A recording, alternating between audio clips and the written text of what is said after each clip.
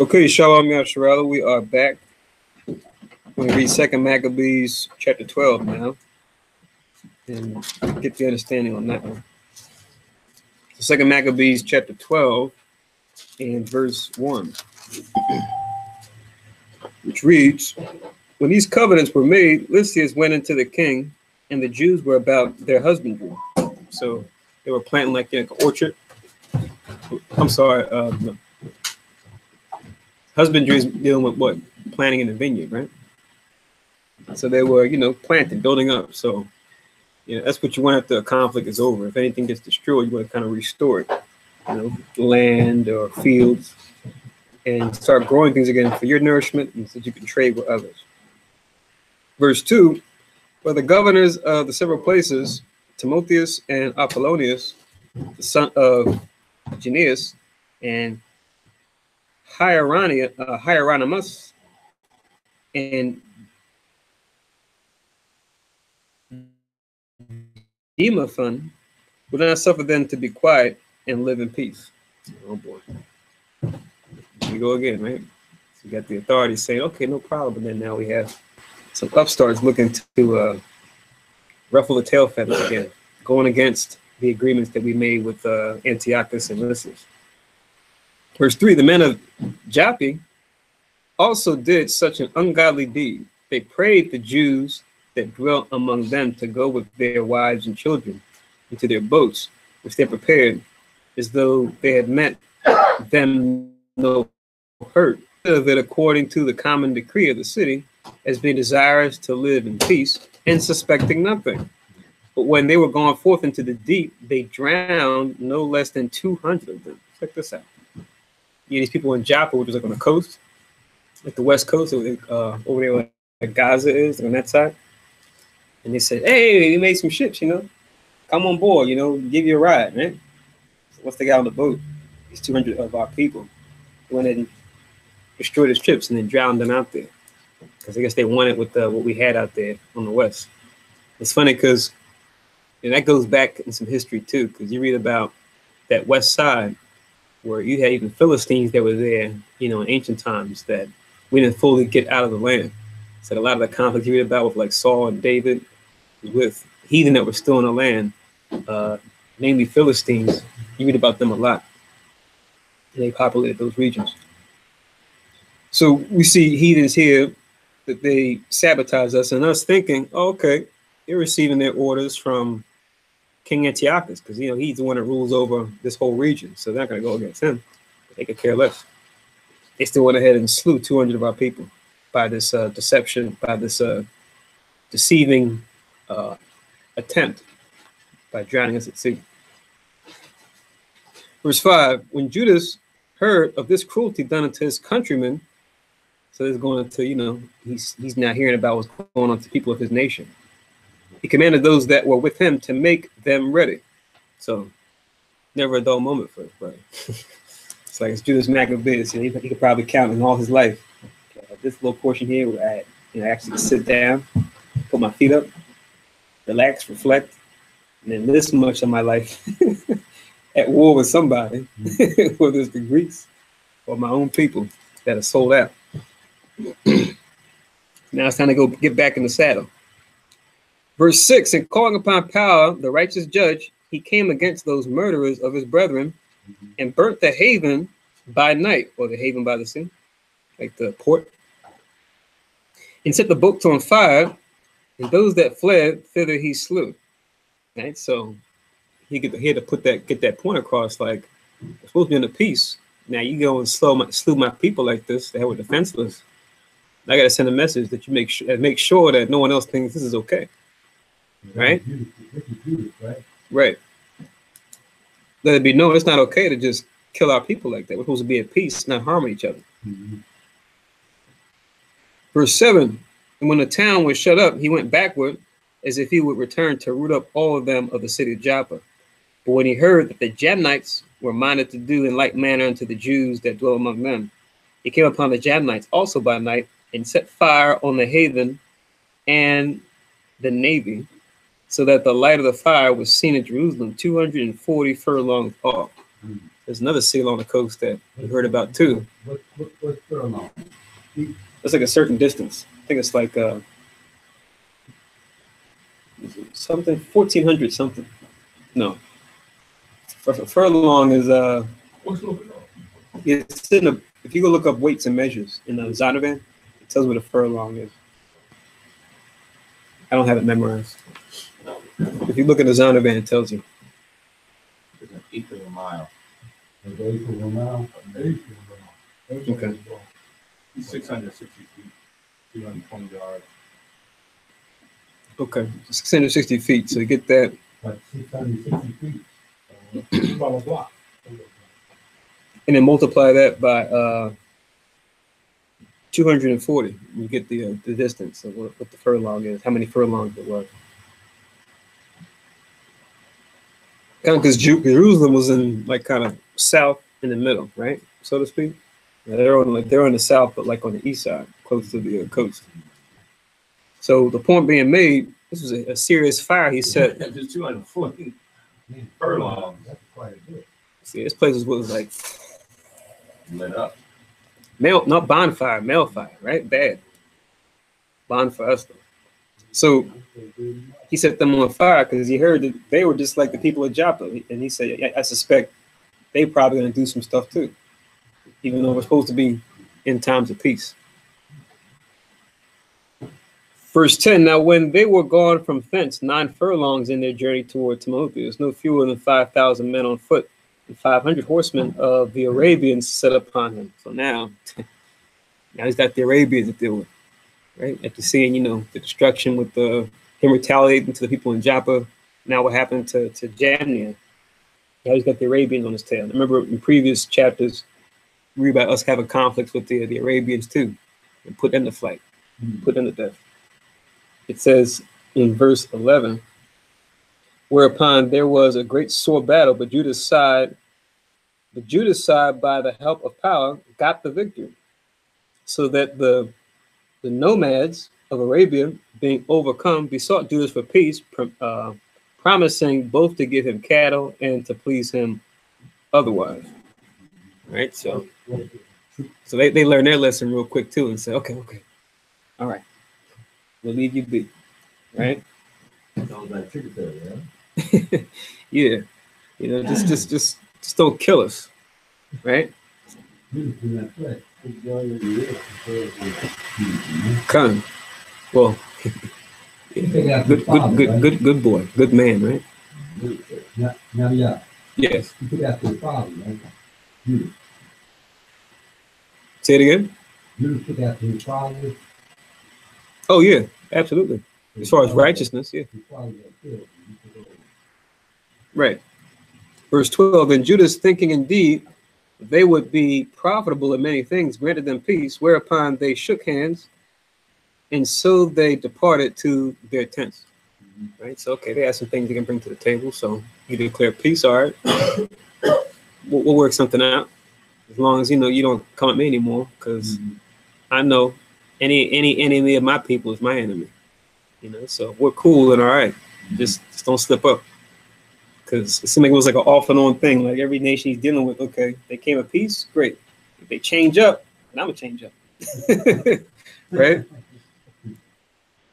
It says, he went also about to make a bridge to a certain strong city, which was fenced about with walls and inhabited by people of diverse countries. And the name of it was Caspis. But they that were within it put such trust in the strength of the walls. What are we reading in the last chapter? Cursed be the man that trusts in the man who maketh flesh his arm.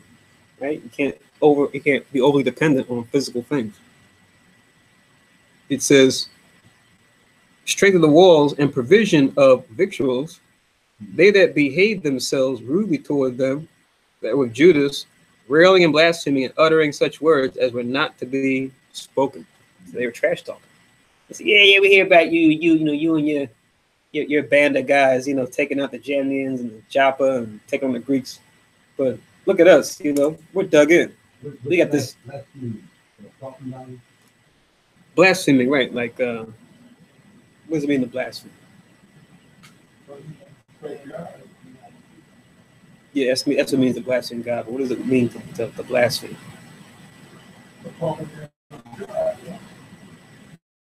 Just the word itself. Just the word blaspheme itself. What does it mean? Regardless of who or what you're blaspheming. What is a blasphemy? Hmm?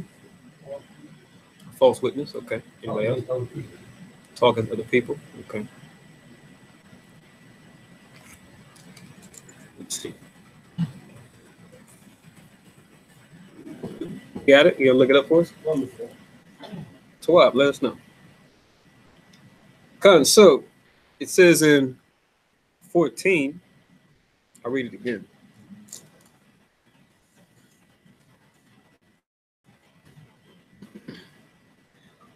But they that were within it put such trust in the strength of the walls and provision of victory,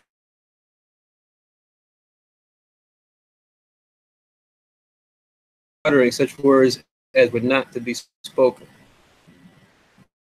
Right? It's powerful that they behave, their situation in walled city.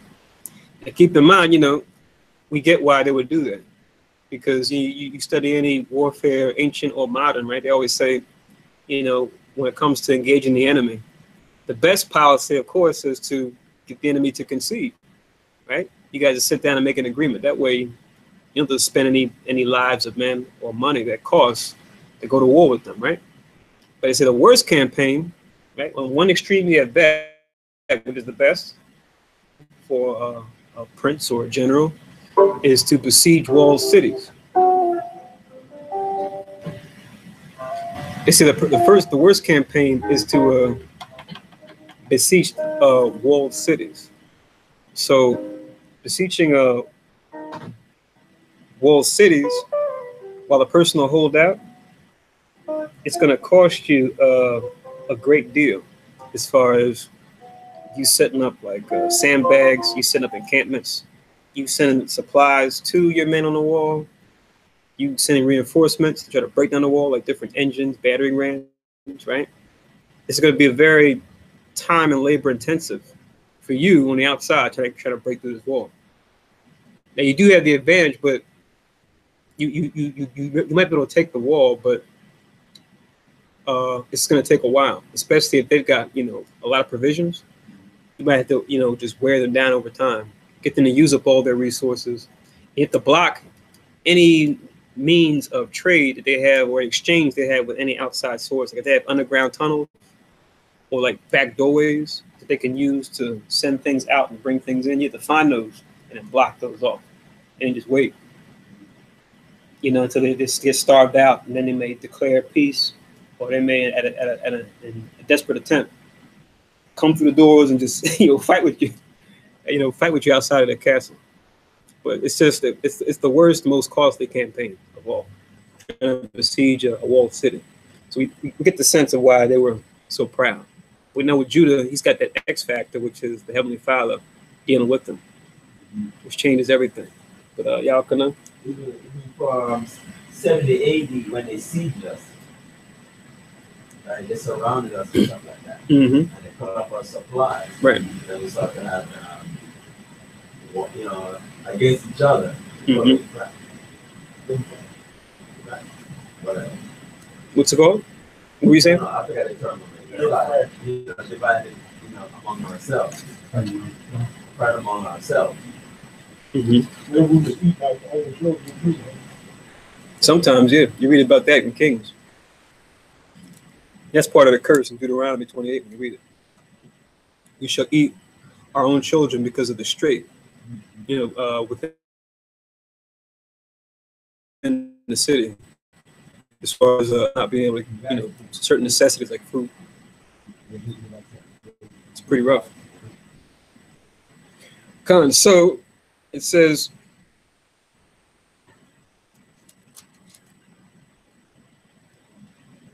what verse am I in? Oh, I'm looking at 11. I'm like, wait, where am I? Okay, thanks. And took the city by the will of, yeah. All right, so verse 15.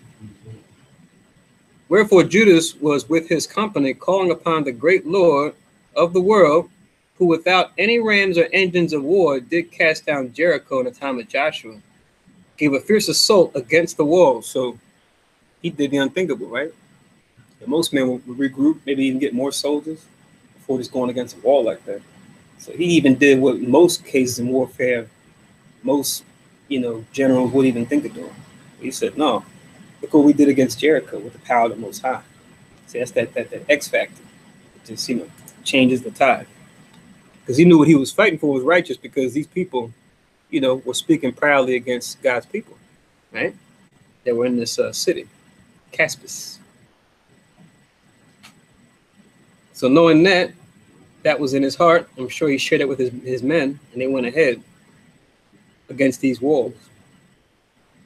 Verse 16, and took the city by the will of God. So see that? So when the Most High's will and your will are entwined, oh man, you're unstoppable. That's why I always say, even without the Most High, Israel, we're a great people. We can do many great things. Even divided, we can do great things, right?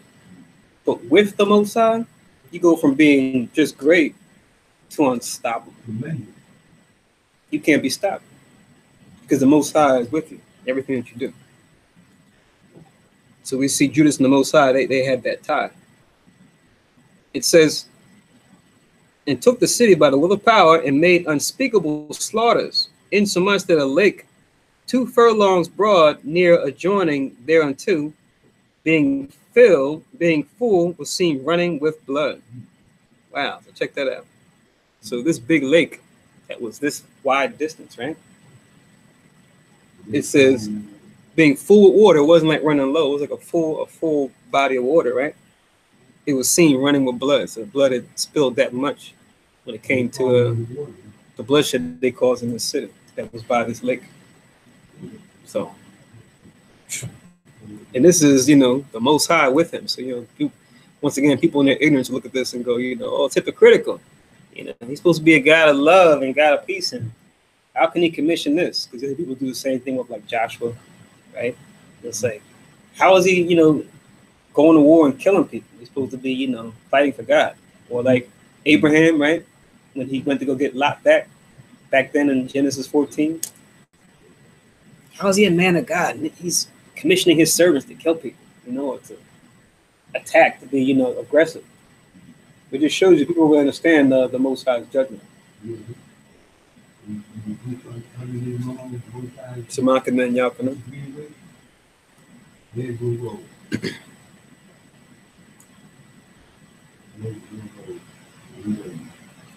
Also, when you think about these wars, today, you go and have a fight, 3 minutes in, 4 minutes in, done. It's like, all right, time out, you won, you good. You don't give up. But back then, like the scriptures, the Most High tell you that he's going to put his will in us.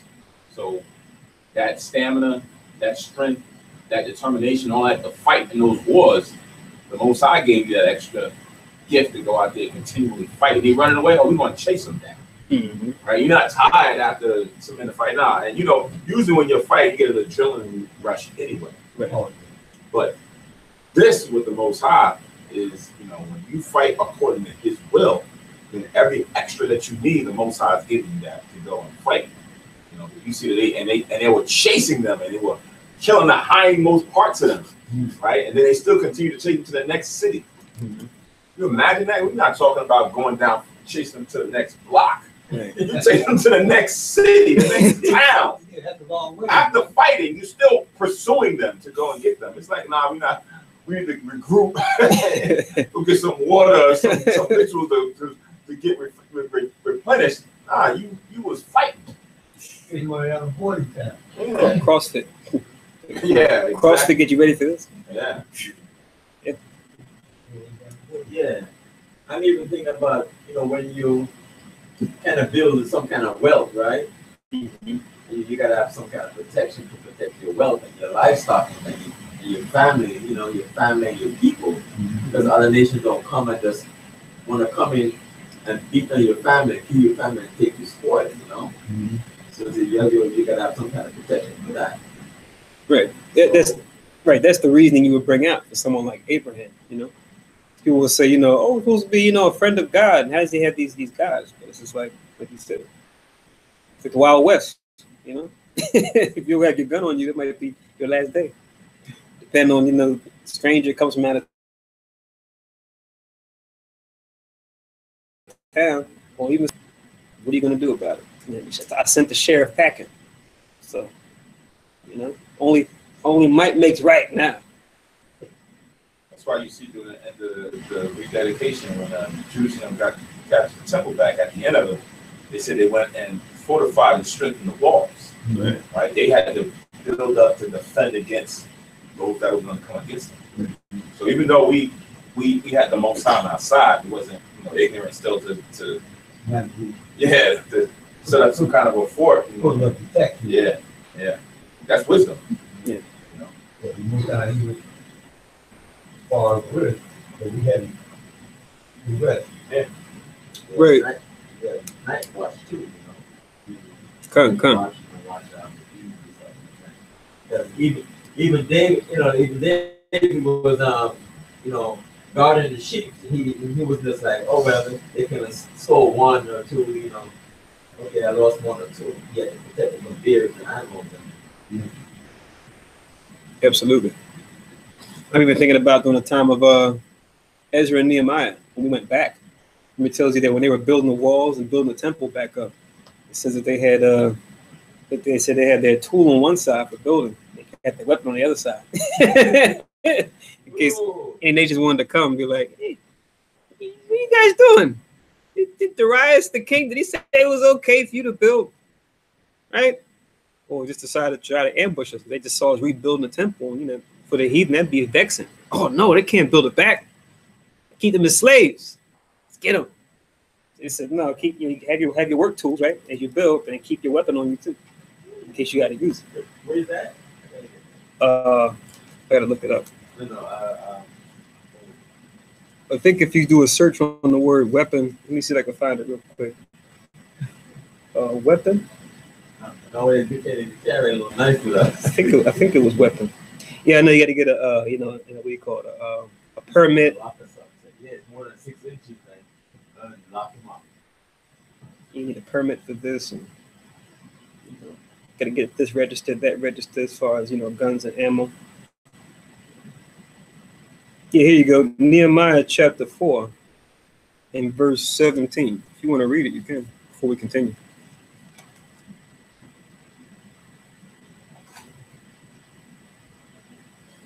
And then you can read 18 too.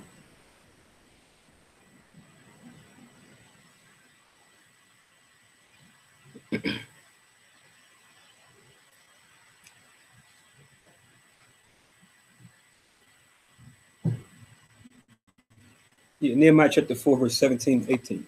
Oh, yeah. I'm saying you can read it. Nehemiah chapter 4, verse 17. Mhm.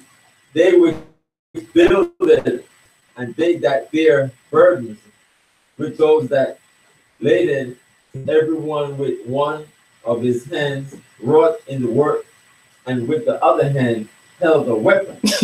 Read verse 18. For the builders, everyone had his sword girded by his side, and so builded, and he that sounded the trumpet was by me. Right. So, ready to build and destroy at a moment's notice. Right? Build for now, and I got my sword in case I got to destroy somebody if they want to get in the way. And weapons, huh? There you go. Yeah. Nowadays, we rely on the police, and you know. And they got was 4 and what? Yeah. Of what we're talking about. I don't think it really links. Okay. It's just a side link for what we're talking about. So back to 2 Maccabees chapter 12. Yeah, because, you know, that's they say freedom isn't free, right? It costs a heavy fee. You know, you have to, as they say, fight for your freedom, right? Wherever there's trouble. Sorry.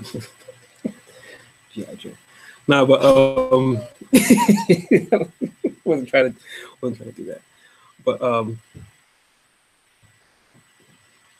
yeah, it's funny because with Esau, he'll get mad when other groups, other countries, even people that he's taken over in his country, will do the same thing that he did to establish his freedom. Like we talk about America, you have certain groups that resist oppression in America, right? They try to arm themselves, protect themselves, right? They'll say, oh, you know, easy does it. Or they'll talk about second, third world countries that, you know, arm and protect themselves and come to power to conquer them the way, right? And it's just like, what are you talking about? How did you guys establish your country? You know, blood, sweat, and tears, right? That's what we're doing. We may be fighting for something different than what you're fighting for, but generally, as far as the basics like survival and, you know, security, that's all we want. That's what we're doing, you know. But it's okay when you do it, but when we do it, you know, we're called, you know, upstarts. We're called troublemakers. You guys have your world court come to judge our country. You label our leaders with not war criminals. What do they call them when they go to the Hague? The dictators, when they catch them, something they say they commit crimes of humanity. They have these real grandiose judgments. Yeah, like Charles Taylor, for example, right? They'll label him. I forget the names they said, but they'll say like, you know, he's committed crimes against humanity. He's done this, he's done that. You know, if you look at, you know, not to say what they're doing is justified per se, but when it comes to the person judging them for that, and you look at how they came to power themselves, it's just like, who are you to tell them not to establish themselves that way? If anything, they learned it from you, being under your rule, seeing your example and going, oh, it works for you. Okay, must make it work for me. Right? So you can't be mad. You can't live by the sword and get mad when those you conquer want to do the same. That's all. But let's continue on in verse 17. So 2 Maccabees 12 and 17, it says, then departed they from thence 750 furlongs and came to Karaka, and to the Jews that are called Tubeina. But as for Timotheus, they found him not in the places, for before he had dispatched anything, he departed from thence, having left a very strong garrison, having left a very strong garrison in a certain hold. Right? So they're trying to find this Timotheus, but they couldn't find him. He left a strong garrison behind. If you were mentioning David, you read about him when he was conquering different countries, right? After proclaiming peace unto them, and then they resisted, went ahead and took them out. It says they set up garrisons in those countries, right, that they conquered, right? You read in those like 2 Samuel's, like the 5th chapter, 6 chapters, right? And you read about his wars, his expansion. So reading on, it says, okay, just stop. Okay. 19. Howbeit, Dositheus and Sosipater, who were of Maccabees captains, went forth and slew those that Timotheus had left in the fortress, above 10,000 men. Right? So took out his men, even though he wasn't there.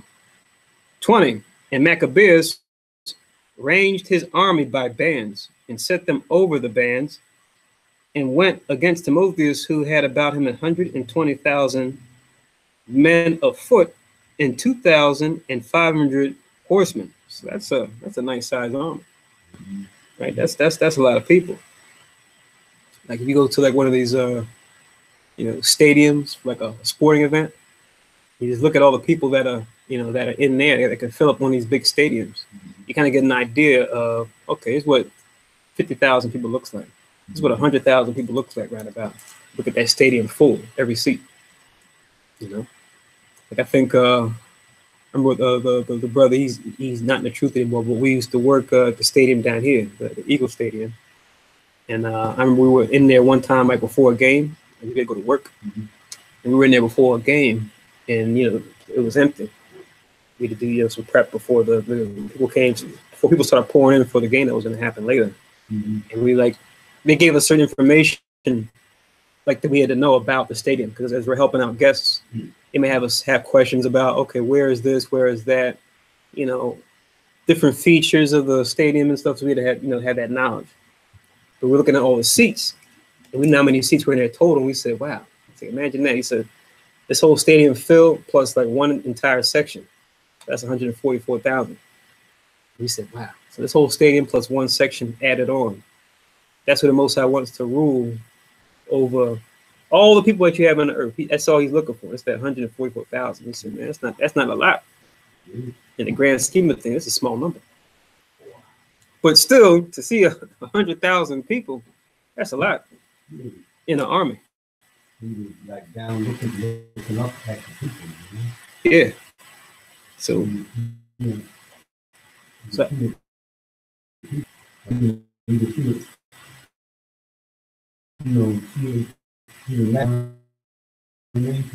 right. So just using that example, so for us that may not have seen that, like in the army formation, so you have kind of have an idea, visual of how many people that is.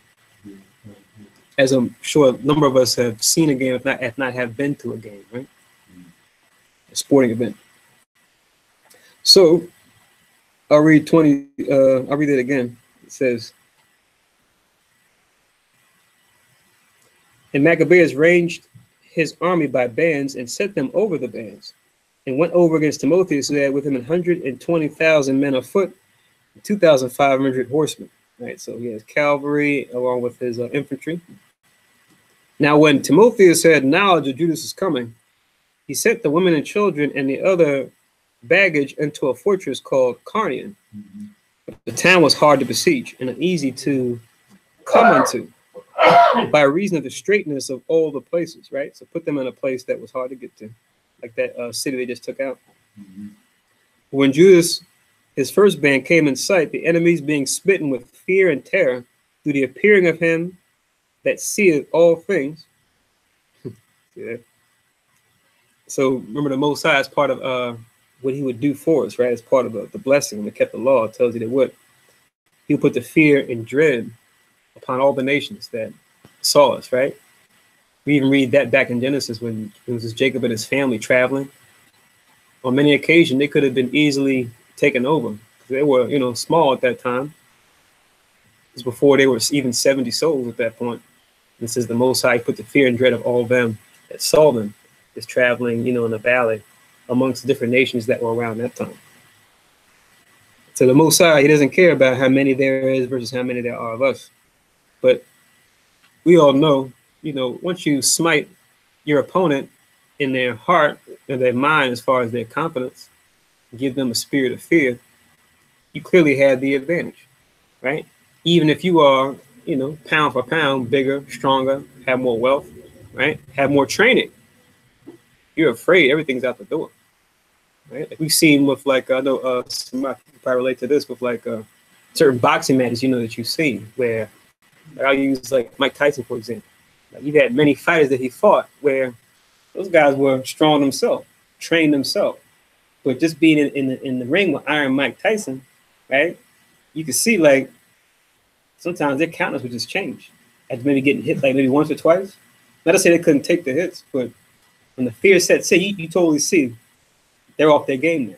They can't even fight the way they normally would. And the match is over shortly after. No, even if they didn't. No, he said in an interview before the fight even started, that was his objective. Before the bell rung and break you down before this fight started. So he said when he got in the ring, he would always look at his opponent. And if he looked at him, like sometimes when you see Esau, when you walking down the street somewhere and you see him, you look eye to eye and they want to look somewhere else. Yeah. He's like, that's what because you're coming there for that purpose, to fight me. But now if I look at you and I can tell you someone you don't like, he's like, I already got him. He's like, he said right then and there, I got him. And because he himself said he would come in the ring, he'd be afraid. But when he said, when I do that, and when you do that, he says, done. I got you. I'm good. That was his thing. That was his tactic that he said he did.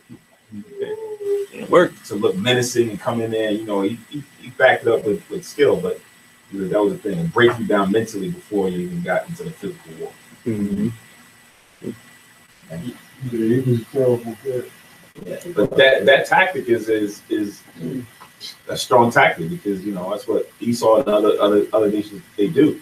They try to break you down mentally, so that physically when you go to try to fight, you're not united, you're divided, you don't know what to do. You're already done. It's already over. Yep. Yes, indeed. So Now, are they, that last verse you mentioned, are they mentioning the Most High there?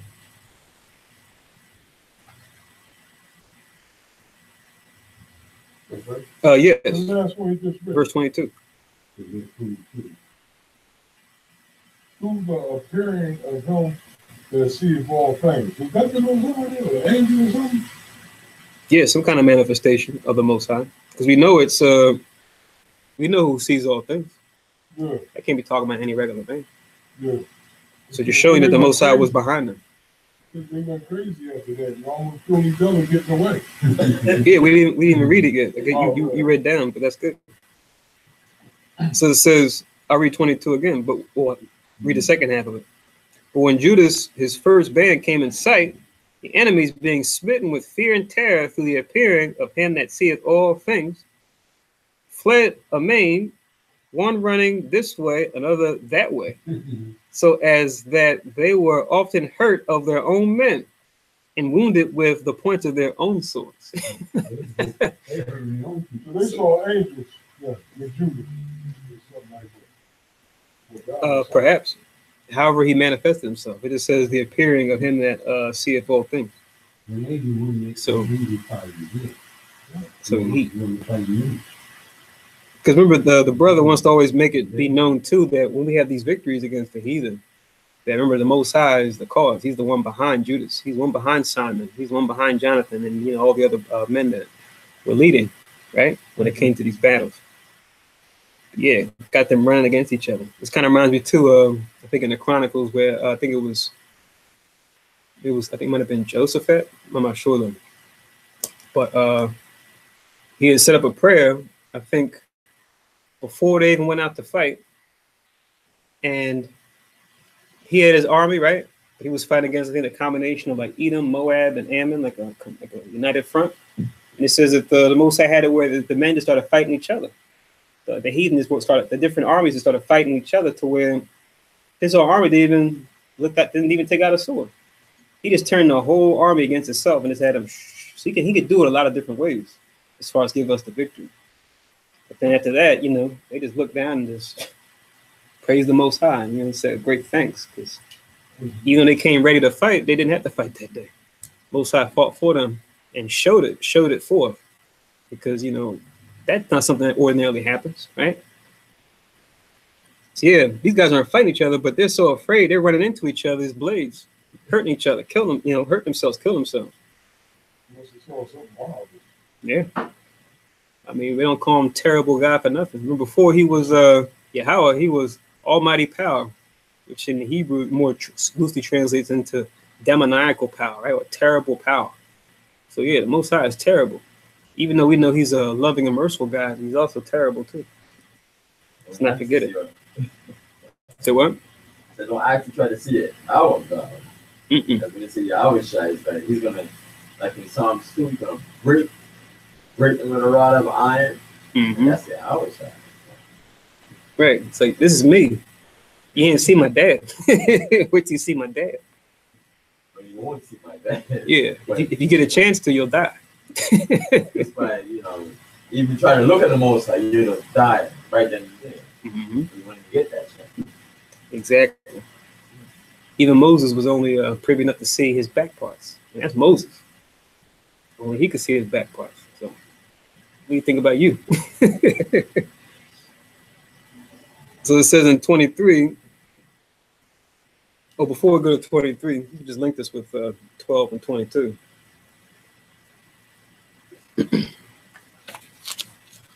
Deuteronomy chapter 2.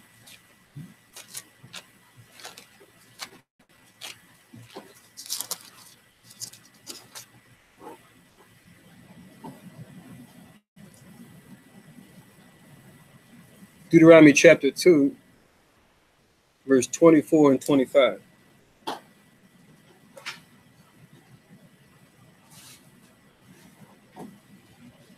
Deuteronomy what? Chapter 2, verse 24 and 25.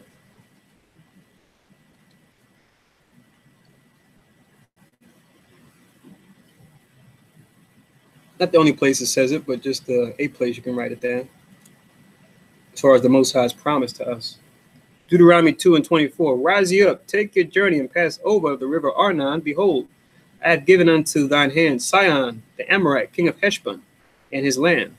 Begin to possess it, and contend with him in battle. Verse 25.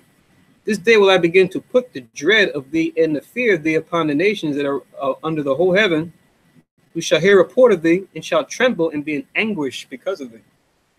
So part of the Most High's blessing for us in battle was to do this, which just makes the conquest that much more easier that we're talking about. If you got the opponent destroyed in his mind, his body is next to follow. It's that much easier. What I was talking about earlier, as far as Jacob and his family, the Most High was doing this even for us when we were just a small family. You can write down Genesis 35.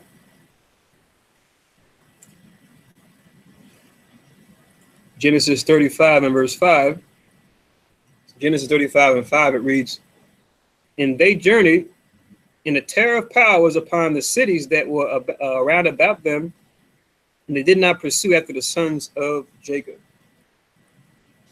Like I said, it was just him and his wives and sons and daughters. So he did that for them, even when they were small in number. Genesis 35 and 5.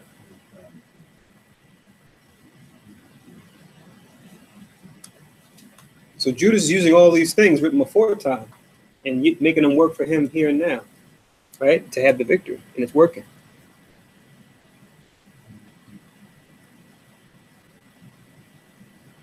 So let's continue on in 2 Maccabees 12. Chapter 2, verses 24 and 25.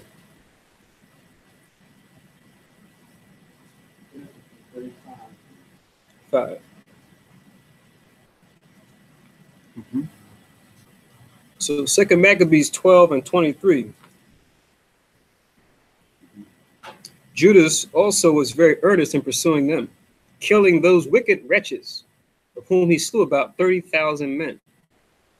Wow. 30,000 put to death. You read the number, boom, it goes to the next verse. But think about a battle like that, you and your men, even though it's a certain number of you, but to kill that many, that's a lot of work. Like you were saying about the spirit having to be with us, do that work. Because even as you're slaying men, that's work. As far as the sword going into the body, that takes force. Pull it back out, right? You got to cut through flesh and bone sometimes, killing certain men, right? See, that's a lot of work. And then, like you said, to have the spirit to still chase after that, after slaying so many yourself. So what? Get to the vital organs to kill. Flesh. Oh, you got flesh wound. Right. He's coming back to fight. Right. Going for the head, fifth rib. Slap them down like with a sword, No, kill him. Yeah, No, kill what him. I mean, like when they be moving with the sword, they don't be like how do you say they be moving that sword back and forth quick. Yeah. And you slash them down quick and going to the next one. Exactly. You're not worried about, ammo per se, unless you're an archer. You're using that same sword. And if Like a machine. your sword, gets busted, you take your enemy's sword and keep going. Take it off his corpse. Okay, keep going. David's 3 mighty men, like you were saying before. I mean, another time, these hands held onto the sword. Oh, right. It was like, I remember that verse. I forget where it's at in the Chronicles, right? It was like, he couldn't even let go after the battle was finished. He was putting that much work in. Yeah. Reading on, it says in 24, moreover, Timotheus himself fell into the hands of Dositheus and Sosipater, who had besought with much craft to let him go with his life, because he had many of the Jews' parents, and the brethren of some of them, who, if they put him to death, should not be regarded. Right? So they kind of to be careful with him, because he has, leverage, right, against them as far as the people. So they kind of to be, careful with him. They'll let me go if you let me go. Right. Kill me, they're gonna kill them. Kind of like that battle that Simon had to fight, remember? Yeah. He said, I got the people behind me, like, they'll be ready to take me out if I'd say or do something that causes their death, Yeah. 25. So when he had assured them with many words that he would restore them without hurt, oh boy, can we trust it? According to the agreement, they let him go for the saving of their brethren. So, what can you do at that point? It's the same thing that his brother had to go through. Later on, it's like, if I kill him, then they're going to kill those others, or the chance of them killing them. If they do, they're going to blame me. Right. So I have to do it.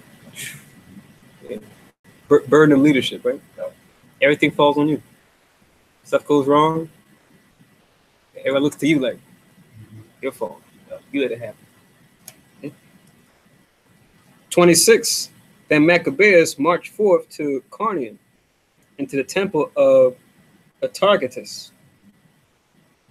And there he slew 25,000 persons. This is like 30,000, 25,000, this many thousand, that many thousand. No, Maccabees is talking about him. But what you'll see is they'll refer to Maccabees, but in the context is him and his army,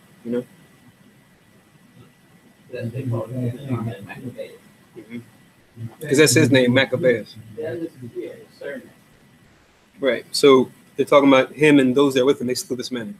Kind of like, remember back with Saul, where the women were singing? Saul has slain his thousands, David is 10,000. Right? It wasn't necessarily like Saul individually slaying thousands, but Saul and those that are with him. Same with David and those that are with him. Yeah, he told him like hand.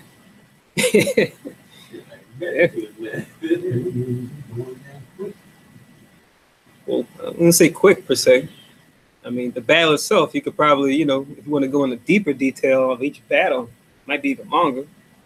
He's the same what happened in the city. It doesn't really say how long it took per se, as far as the battle. Sometimes quick, sometimes not. This is almost like Joshua you mentioned earlier in the beginning when we go and take over land of Canaan from Israel. In those early times when we were children, he said Most High, God would sanction this. Like, who would okay such a thing, right? Then we read here where it's not even that the Most High sanctioned it. The Most High sent angels to help them do it, right? That helped them go out and kill 30 and 25,000 people. Right. So when you have this history that's omitted, because that's what happens, we're trying to omit the Old Testament and the books of the Apocrypha. You don't get that type of a God, right? Yeah. Like the scripture tell you in Exodus, the Lord is a man of war, right? They don't get that God, right? But when you read the New Testament, it's more so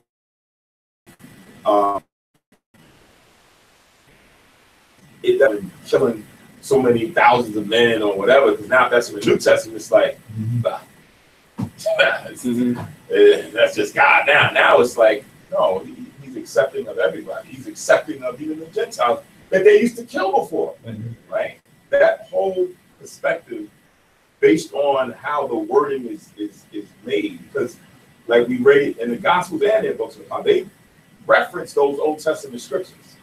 But there's certain times when you see the way it's written in the New Testament, it's not a word for word direct comparison to what's in the Old Testament. Right. Some words is changed around a bit, right? So now when you read it in the New Testament and you don't refer to the Old Testament, it's like, oh, okay. Right. But when you go back there and you read the context, you're like, They were talking about killing them, or they were talking about conquering them, or talking about this. You missed that point. Yeah. That's what he's referring to. Yeah. And he changed the word from here to here, so that now for those of us in these last days who are supposed to stumble and fall at it, they missed that. Right. That's like earlier when you mentioned you were standing on the steps, and I forgot what we asked you about. And he's like, it depends on what context. Context is important. Right? You don't have the proper context to a saying or a question, you can throw everything off. So when you're reading this stuff in here, the context takes a whole other meaning.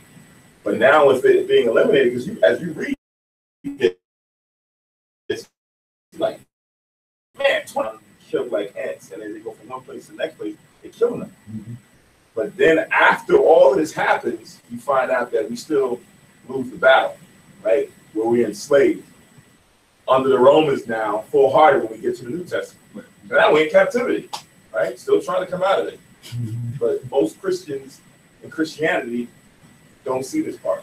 Right. You know, this is like the 400 years of when we was in Egypt before Moses came. Yeah. It's like you're just in captivity. Yeah. There's nobody fighting right there and there, like on a high level to come and save it. Yeah. We're just in captivity, trying to make do. You got little things here and there, squabbles amongst yourselves, but then in the end, where we are now you're getting seers and prophets and things to stand up and say, nah, it's not gonna go down. Most sides are not about to wake up again and deliver us. Mm-hmm. Not wake up, but come back again and deliver us. Right. Yeah. But I said, I just said a little snippet, but just some words. You know what Christ would say. You know, like in Luke 19:27, he said, "But those my enemies, which would not that I should reign over them, bring them hither and slay them before me." Right. So that's the it's not being done, but it just being said. Right. Mm-hmm. So they'll always be saved. Yeah. Yeah, it's like what you mentioned earlier, where someone will read a verse and they just can't accept it. It's like, nah. It's like spiritually got a block on it. It's like, nah, I don't see that. I don't see that he's talking about really killing people. It's a spiritual thing. It's not physical. Right? Because all of what they've been taught and prepped is they can't conceive of Christ harming someone to the point that they're going to kill him and sanctioning someone to come and bring someone to kill them before him. Nah. Right? Just like you read that and you just jump right over it. Or they'll jump right over it. Too much 60s rock, right? Too much moonbeam, you know. Come on, man, peace, and no Vietnam, no war in Vietnam. They got that image of Christ, the long hippie, the long-haired hippie with blue eyes, right? But it's interesting. That's not the Christ of the Bible. Oh, it's interesting about how they killed him, though. Right? In detail, where they killed him on the cross, and he's like, that has to be in every Jesus. More or less every Jesus movie, like, yes, they killed him. Mm-hmm. But like I said, people look at it and say, oh yeah, but why they kill him? He's up there in the cross and he's dying and he's sword in his side and he's whipped and spit on and all that stuff.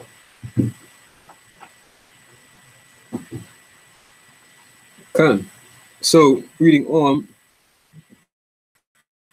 And after he had put them, Judas removed the host toward Ephraim, a strong city, wherein Lysias abode, and a great multitude of diverse nations, and the strong young men kept the walls, and defended them mightily, wherein also was great provision of engines and darts. But when Judas and his company had called upon Almighty God, it is again terrible God, right? Mm-hmm. The terrible power, who with his power breaketh the strength of his enemies, they won the city and slew 25,000 of them that were within. There's 25,000. Man. It's like trying to keep count. It's kind of tough.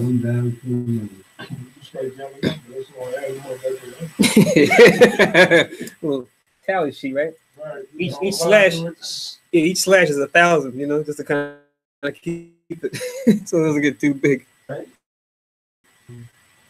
It says, from thence they departed to Sycopolis, Sycopolis,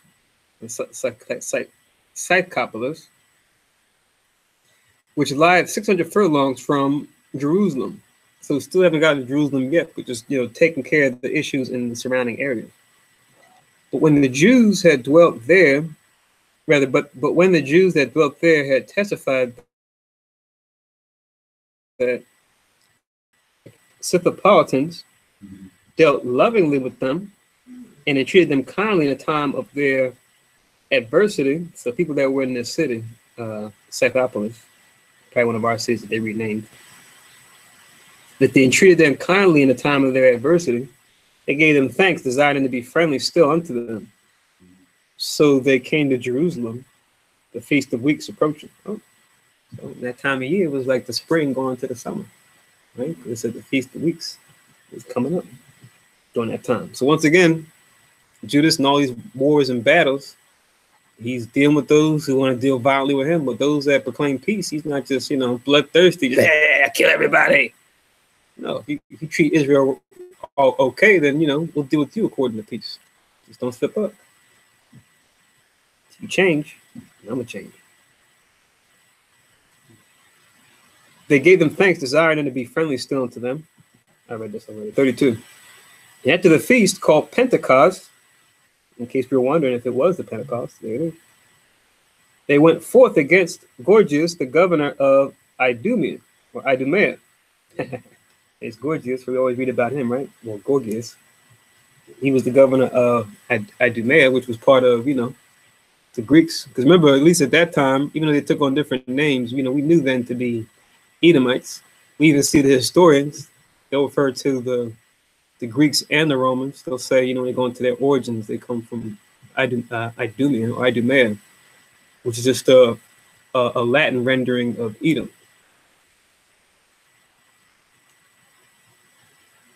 Verse 33, who came out with 3,000 men of foot and 400 horsemen. Right, so he had a nice sized group, but not not too big. And it happened that in their fighting together, a few of the Jews were slain.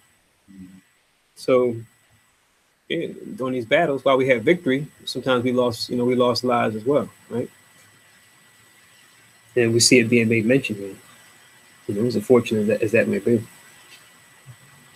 At which time, Dositheus, one of Becanner's company, who was on horseback and a strong man, was still upon Gorgias, and taking hold of his coat, drew him by force. And when he would have taken that cursed man alive, a horseman of Thracia came upon him and smote off his shoulder, so that Gorgias fled. Dude, right? So, yeah, pretty much. It's like you'll see like the main guy when you see a battle or read about a battle. You have the main guy who's like, you see he's kind of getting rocked, and it looks like someone's about to take his leg, and someone will come along and then like intervene, cut off their shoulder, because the main general, you're always going to have certain men keeping an eye on whoever the leader is. So I guess he had an opportunity to kill him, and then somebody must have came from the other direction, took off his shoulder, and that Gorgias was actually able to escape. So he came close to actually getting, Gorgias, because if you get the leader, that makes the battle that much easier, right? The men may still fight, but it won't be the same. They'll be fighting, they might be looking towards, I guess, whatever area that they know their leaders in. Oftentimes he's he's mounted on horseback, or maybe like be in some kind of chariot or something. They look and see him dead. It's just like, you feel it. He's like, no, they killed him, and they like keep fighting. Or they may be like, retreat, regroup. So yeah, he got away. So it's like, oh man, came close to getting him. But they can get it. Mm-hmm. Now when they that were with Gorgias had fought long and were weary, Judas called upon the Lord, or Yahweh, that he would show himself to be their helper and leader of the battle. So Judah's still constantly in prayer each time. It wasn't like, okay, I prayed the Most High once to go out here and do it. No, engage with the Most High, no matter what situation arises, that he keep sending that help, sending that deliverance. And with that, he began in his own language and sung songs with a loud voice, and rushing unawares upon gorgeous men, he put them to flight. Right? So sing, pray to the Most High, and then even sing praises afterwards, right?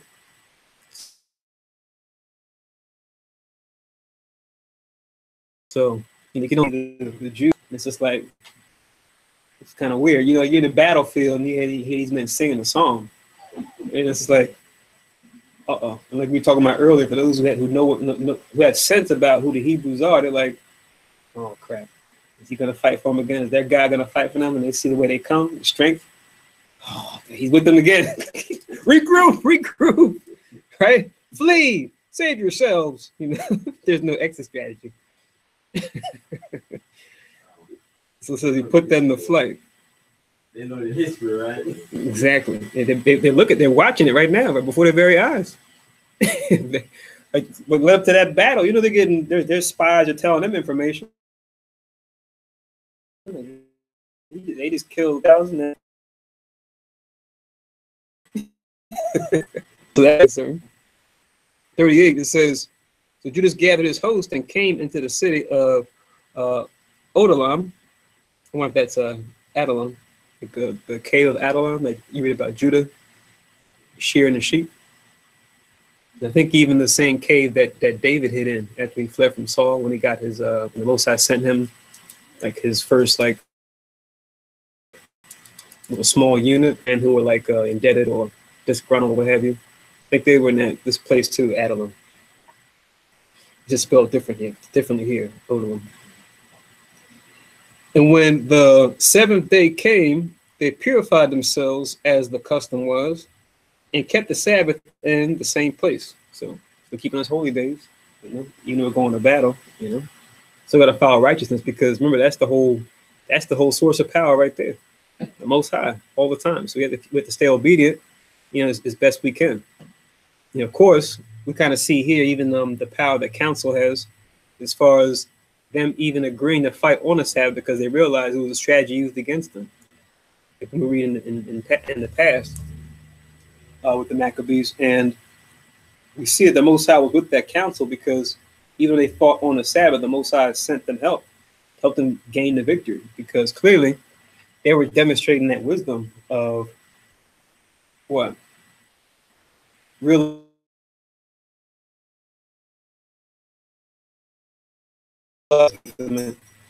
they already took counsel and understood that through the Spirit. That it wasn't just the Sabbath. It's like, okay, we're just going to keep the Sabbath regardless of what the enemy does. No, it's not us for the Sabbath. Let's use the Sabbath and fight for the Most High. Let's do well on the Sabbath, right? Like Christ said. Because we know the enemy are intentionally killing us on the Sabbath day, because they know we won't resist. That we won't resist. But here we see they actually had the opportunity to keep the Sabbath.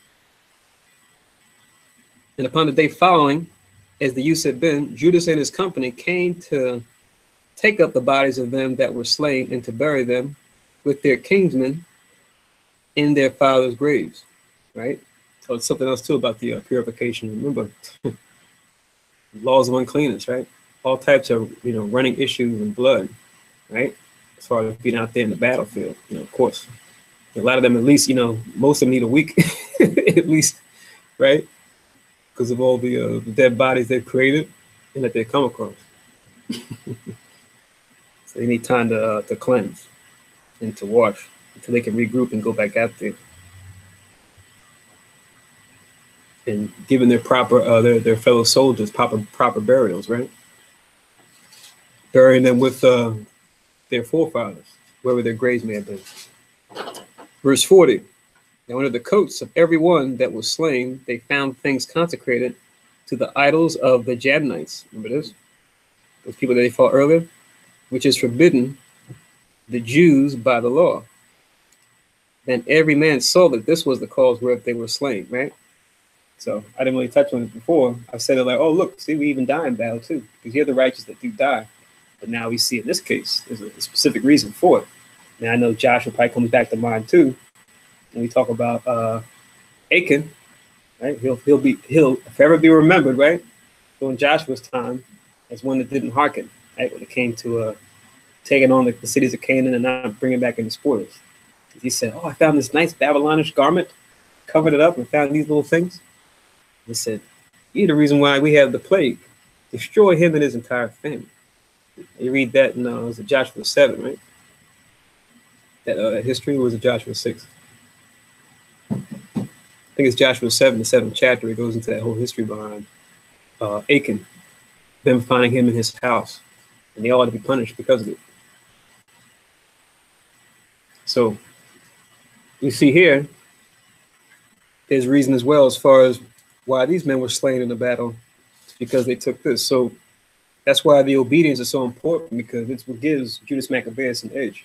That's why it's so important for us to be as obedient, even though it's tough where the whole world is going left, you can't go right. But how else can you have the Most High's mercy unless you yourself are walking that straight and narrow path? You know, and even not even just as far as your actions, even your thoughts, monitoring your thoughts.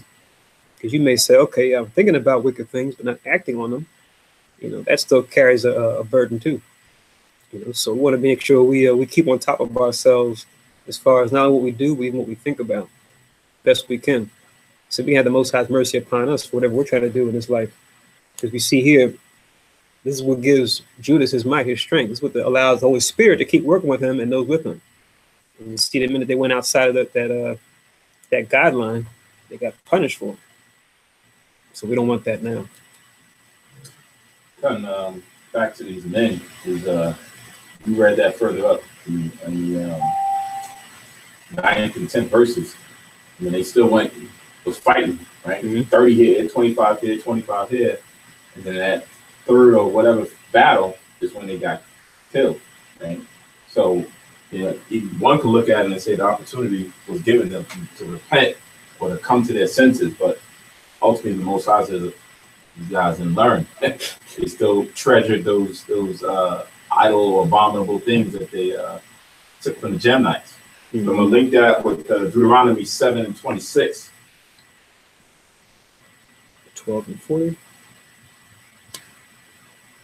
Deuteronomy 7. Actually, I'm going to start at 25. Deuteronomy 7, 25 to 26. It says, Deuteronomy 7:25, the graven images of their gods shall ye burn with fire. Thou shalt not desire the silver or gold that is on them, nor take it unto thee, lest thou be snared therein, for it is an abomination unto Yahweh thy power. Verse 26, neither shalt thou bring an abomination into thine house, lest thou be a cursed thing like it, but thou shalt utterly detest it, and thou shalt utterly abhor it, for it is a cursed thing. So it's the same thing like what Achan here that these men did. They went and took these things of the Jamnites that was an accursed thing, whether it was for the idol itself or for the silver and gold that was on it. They took it and had it in their possession, and they kept it. And when they went to the war, the Most High made them become an accursed thing. They had to die there in the war. So, same thing. Like, you know, we can't treasure, you know, whatever. They may have some rubies on it, diamonds on it, and everything. You can't say, "Oh, I like that." I don't care about the idol, but I just like it. I like what's on it. I'm gonna buy it. Nah, it's an accursed thing now. Leave it alone. Detest it, abhor it. Come. As we see that that's not as valuable as your life. Well, you also say you're not supposed to do the sacrifice to idol. Right. And anything on that idol, like if it's dirty, like you said, that you cannot take that for it. Right. So that's the thing, like eating the food that is valuable to the idol. Most High said you burn it. Any idol, graven image, whatever, burn it, destroy it, get rid of it. Because think about it, like if it had some precious metals or gems or jewels on it, and you don't care for the idol, you say, "Oh, I just want the metal, or the gold, or the silver." Then you start now stockpiling. You start becoming a thorn in your side now, because in the same token, like when the Hamites took the Ark of the Covenant, and it was now a curse unto them for having it. Now you having that idol in your house, it'll become a cursed thing unto you. And the Most High treated you like that cursed thing because you should know better not to have it. That's why we can't look to, I don't care if it has nice things. Like, I know this is an idol. I know it's a false image. I'm going to buy it I'm going to take this from off of it. I'm like, nah, I can't do that. Come. So, are you going to pull the verse, the link? Joshua 7? Yeah. No. Oh, okay. Oh. It was in chapter 7. Right. I thought you were getting the verse in Joshua 7. But I mentioned it earlier, but did you get to look it up, Brother Gabar? Blasphemy. Yeah. Oh, blasphemy, yeah. You forgot. I forgot about it.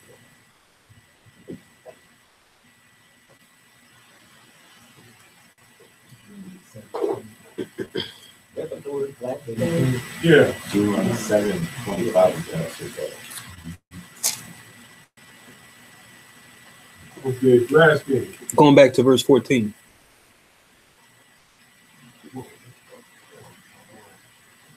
So what's the definition for blasphemy? Take profanely or talk profanely, making use of religious names. Talk profanely about revile, and then they got curse, swear, damn, abuse, malign. That's it. Then you want blasphemy? I think that's good. Okay. Yeah, we say about the same thing. Good thing talk. Essence of So it has me thinking about the what's the law? I think in Exodus where it says, "Thou shalt not revile the gods, either curse the ruler of thy people." So it's like reviling is like bad mouthing, right? Like saying bad things about somebody. Right? Which I think we got that from the gist of the what happened next. Yeah, it pretty much just means to speak badly about. Like he even said malign, right? yeah. That's the opposite of benign, right? Or like they say, benediction, it's a good word, literally, versus a malediction, that's saying something bad. It's malign,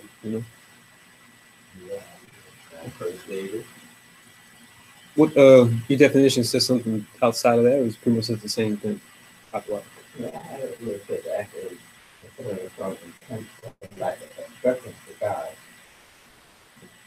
Right, it's probably from like a Christian, like the religious definition. And it's also a big one thing that says the act of claiming the attributes or deity. The Jesus makes like that person. The deity of the sex, that idol.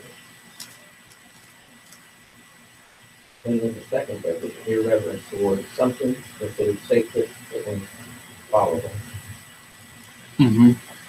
So you could do it for about somebody, something, and of course, against the Most High Himself. When we hear blasphemy, we tend to think about, of the Most High, but it can be done. You can badmouth somebody. It could be, common man, common woman. It could be the ruler that's in charge, right? It could be a false god. She could even do it against the real, true, and living God. God forbid. Yeah. Pretty much just, especially when it said revile. You've seen that word in other words, that word in scriptures too. Yeah, that's when I read 2 Samuel 16:7.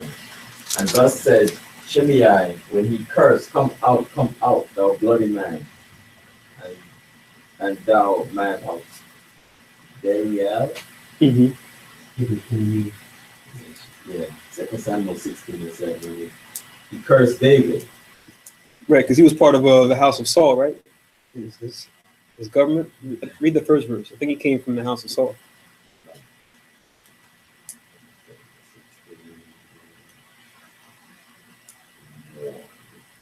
Or wherever that section starts, it might be like a couple verses down.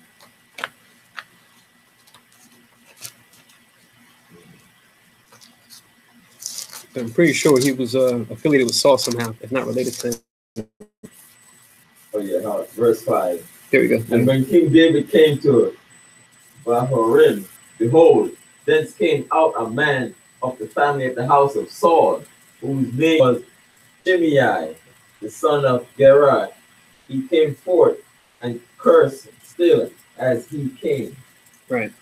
And he cast stones at David and at all the servants of King David and all the people and all the mighty men were on his right hand and on his left. And thus said Shimei when he cursed, come out, thou bloody man, and thou man of Belial. Yeah. I don't know what that means. Belial. Wow. This is what we were talking about before, Gabar, because we were talking about this before, about when David had sinned and this Benjamite came out against him and started cursing like what he's reading. Mm-hmm. And the men that was with him wanted to put him to death. And David was like, get him out. Now, maybe this is the Most High, right? Getting me back for what I've done. Let me read verse 9 on it. That said, Abishai, the son of Zeruiah, unto the king, why should this dead dog curse and Lord the king? Let me go over, I pray thee, and take off his head. Oh, you son of Zeruiah, you be too hard for me. The funny thing, as you read that, you can imagine him saying it. But this dead dog, like this dead dog, especially a bit. Oh man, that's funny. Oh man. Because at this point, since David is king, it's like he's, in a sense, he's breaking that law, right? Yeah. You should not curse them back. Even like, where house Saul. Saul died, and Jonathan, but that wasn't it. It was years after that. The houses were still going back and forth. Remember, Abner kind of took over after that for a while. And, him and David made peace. That was like a big thing, right? Because David, he didn't want to kill his own brothers to help it. And then, what happened to that with Joab? He had to get revenge, and it was just, not to spend, we can go on to Samuel all day. But I often laugh at this too, because Benjamin, this translation, Was it that Abishai? No, I'm talking about Shimei. Oh, Shimei? Yeah, Shimei. I always laugh about this because I think about, Benjamin, Clark, Ross. bloody. Oh, bloody, but I know it's just. Shouldn't get the Benjamites in UK. Oh, bloody hell. Yeah. Yep. What the fuck, Ross, bloody man talking about David, but they were speaking Hebrew, so it's not the same as the oppressive language that we have now. But before David died, he gave someone instructions. Yeah, because I think they said that they let him go to a city or something, a certain place. He said, "You can go here, just don't leave." He's like in house arrest. Yeah. If you leave, then it's open season. Anyone can kill you, and then we won't be responsible. Around. And then it's walking around. How come you're out? You're supposed to be in house arrest. It's like you didn't take our mercy seriously. It's not gonna happen. He came out because somebody, one of the slaves ran away or something, right? I forget why he came out, but I know One of the slaves ran away or something. I know he was told not to leave. I know that much. You gotta figure out something. Something fished him out, right? They figure out something. Cotton. So back in the second Maccabees 12. Because you know, we can have a whole lot of fun going into history, right? And we always talk about they decide to make just a part of that into like a movie or like a series. They did for a little while, but then it got canceled like first season because it was a show called, I was trying to show it to you, and you were like, you might be able to find it on online. There's this series called Kings that came out, and it was a take on like, King Saul was in charge. I think his name was like Silas Benjamin, and then like the names you could tell who everyone was supposed to be, and it was mostly Esau. Saul's character was played by Ian McShane. He's in Game of Thrones for a little bit. He's in you ever see John Wick? Yeah. Remember the guy who was like the head of the thing that was like talking to John like at the end, where they were like in that courtyard or whatever, and everybody just stopped and like looked at John. He's just like, well, we'll give you a head start or whatever, right? Before we do anything. That guy. But he played Saul. They got a young Edomite dude. I forget his name, but to play David, of course. And only brother that you really saw in that show from the scriptures was Samuel. That was played by Emmon Walker from Blood and Bone. Remember the guy that not Michael Jai White, but the guy that he was working with. That remember the conversation he had with the Edomite about that guy. He played Samuel in the TV show. But like I said, it was only like one season. It was kind of set in the modern day, you know. This has to be at least 5 seasons. Yeah. Because I mean, if you do it like if this was a script as it's written, like most of say as it's written, you start off with Alexander, kind of set the stage, and you go into the whole history of what happened with the dynasty. You don't have to go into specifically with all the dynasty, but just go into that, get to the Seleucid dynasty, and then boom, going right into it, like a little backdrop. But this has to be at least 5 seasons. Because you start off with Mattathias, right, and then go into Judas. He kind of go into a season and a half. Then go into his brother John. Then you go to Simon. Like you could just, I mean, at least 5 seasons. Then you can go into the Romans and the Greeks and all that little, all that little stuff. Yeah. Man, it'd be something. Yeah. Yes, indeed. Now, with the so-called Jews in the media, poorly casted, of course. It'd be interesting to see how they depict it, you know. So back in the second Maccabees 12, and I'll read 40 again and read on. Now, under the coats of everyone that was slain, they found things consecrated to the idols of the Jamnites, which is forbidden the Jews by the law.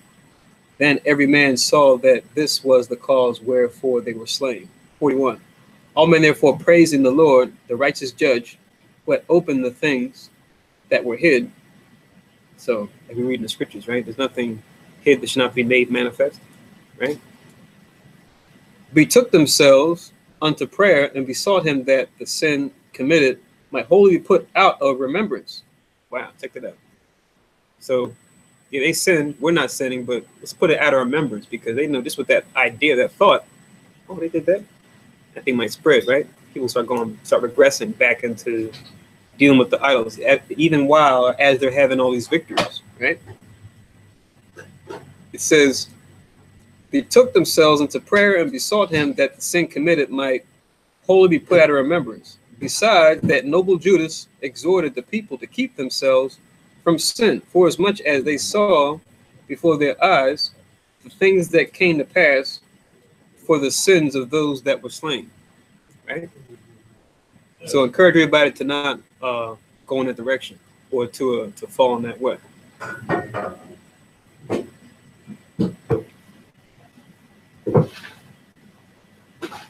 It says in verse 43,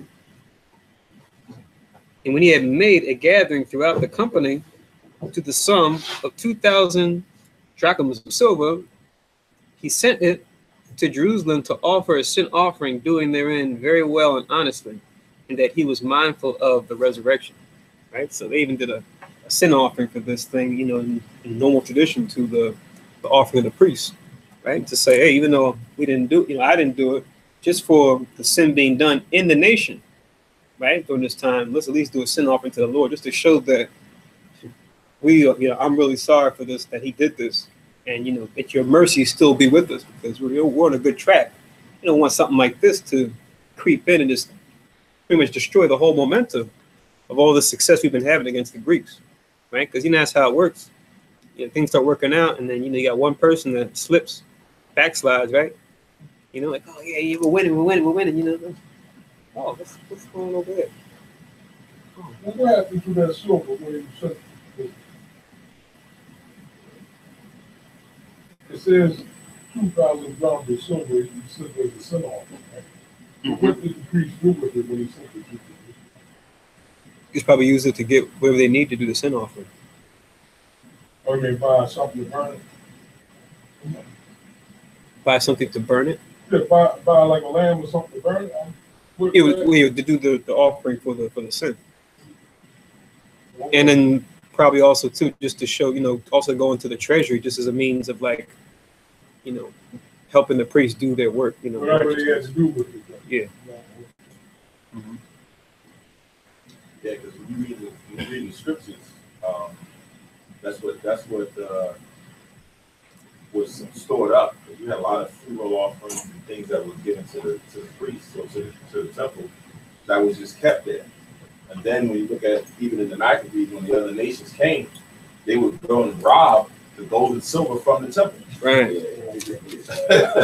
They knew we had all that stuff in there. They would go and rob and steal it and use it to finance what other endeavors that they wanted to do. Like in Rome, they used what was in our temple to finance the still standing, whatever the relic of the Colosseum, the amphitheater, all that was financed from Israel. You go into the history behind it. And it's so funny because even if you don't, you just look at the history, right? 70 AD, fall of Jerusalem. 72 AD, Colosseum finished. Could there be, you know, a line drawn between those two events? Maybe. Mm-hmm. Just a coincidence, you know. Hey, who knows? All of America, giving them Israel. Yeah. Okay. So I'll read it again. This is 2 Esdras 12 and 43. When he had made a gathering throughout the company to the sum of 2,000 drachms of silver, he sent it to Jerusalem to offer a sin offering, doing therein very well and honestly, in that he was mindful of the resurrection. Right? So that's how we knew that we knew that we're going to come back in our family line, and of course, the deliverance is going to come ultimately through Christ in his second coming. And we've been writing about that since the beginning, right? The Most High's kingdom. So yeah, he didn't want that sin to be, you know, he wanted to the hope was to have that sin be forgiven Israel, right? For his sake and for those that are with him. 44, for if he had not hoped that they that were slain should have risen again, it had been superfluous or more than necessary in vain to pray for the dead, right? Because why pray for someone that's, you know, dead and gone, right? I think the scripture says a living dog is better than a dead lion, you know, something to that effect. So it's just like, what more can we pray? The Most High already made his choice, right? To take him or her from here. It's like David with his son. Right. He died and he was fasting, praying, going in, and after it happened, he's like, all right. Like, wash up. Yo, what's going on? He was like, he's dead. What am I going to do now? Right. Whereas with people in the world, they do the opposite. Yeah. When they're alive, you know, they may pray a little bit, but then once they die, then they do this big thing and set up a big wreath. And especially with the heathen, you know, they have like shrines they set up for dead, you know, for the dead. Do that whole ancestral calling on. It's just like they have this place. I just came across it in Canada, where it's a place where it's a big, huge building, where the heathen had it, where you bury where the pastor of your family, you bury them there, inside. So anytime you want to go, I guess they charging you for, you know, every year or every month, whatever it is, for having them there. And You go in every so often, just as much as you want, you just come in to go visit them. And I'm like, man, this turned this into a big business. You when you're dead, they're still making money off of you. So they go there and you can light a candle, but the body's dead. Right? And I'm like, why? I don't know what they call it, but building where they put all the people in the world. Like a mausoleum? Yeah. I didn't, that's the first time. The body was burned up, you saying? You don't know what it looked like inside. I didn't go inside. It's just somebody I was dropping off there. They were going there with the kids. My husband had passed away. I think that you might have. I think it might have. I think it's bigger than this. Oh, it's a huge area. It's a big stone. It's a big building. Yeah, they have something that's as big as building or small as it's like that. But I think yeah, he might have been husband might have been cremated. But it's instead of you keeping the actual ashes in your house, you keep it there. Gotcha. So they charge you to have it there. Anytime you in, you just go in there and go light a candle, say a prayer and whatever. I'm like, why? It's like an indoor graveyard. It's like the Mausoleum will have you have a body small, in there. something. Then they like this is something else. I was telling them make something else. And they'll have slide the body right in there in the casket. I was ignorant of that stuff. And then put a hot marble in front of it. The ashes in the house. Oh no, that's why I was about to make the joke. I said it's good that Brother Minor Shah didn't go inside because 7 days. Why? I still ask the same question. Why? Well, you couldn't come to the church till 7 days later. You'd be unclean because remember. No. I'm not. Why what? Although you're saying why to me, sorry. No. So yeah, it just sounds like pretty much a graveyard, but in like a temple. I have a question before we move on. Does it matter what your belief is? If you're like into Buddhism, Well, Buddhism, when I went Shinto? there was a lot of written images from the outside when I looked in the mirror. I mean, like through the glass. There was a big picture of Caesar Borgia right up front. So, of course, I'm assuming it's a Christian place. Oh, okay. Or Catholics. A Catholic. Because when you look at a lot of those mausoleums are Roman type. I'm gonna say this. Put it on it. But yeah, those are a lot of the Roman Catholic customs of having those buildings. Mausoleum itself is a Roman Catholic have or a crypt or a certain thing where they have statues. Like even in Game of Thrones in the crypt you seen they had statues of certain people. Right. That was like a Roman thing to make a statue of yourself and then have it there where you were buried there or something like that. Come. You save yourself a couple of hours if you have it in the But you can't have it. You probably could put a little hut outside in the backyard. But it's still in your compound. No, you build a little hut in the backyard and put the ashes there, then you can go see it for free, as opposed to going to the mausoleum.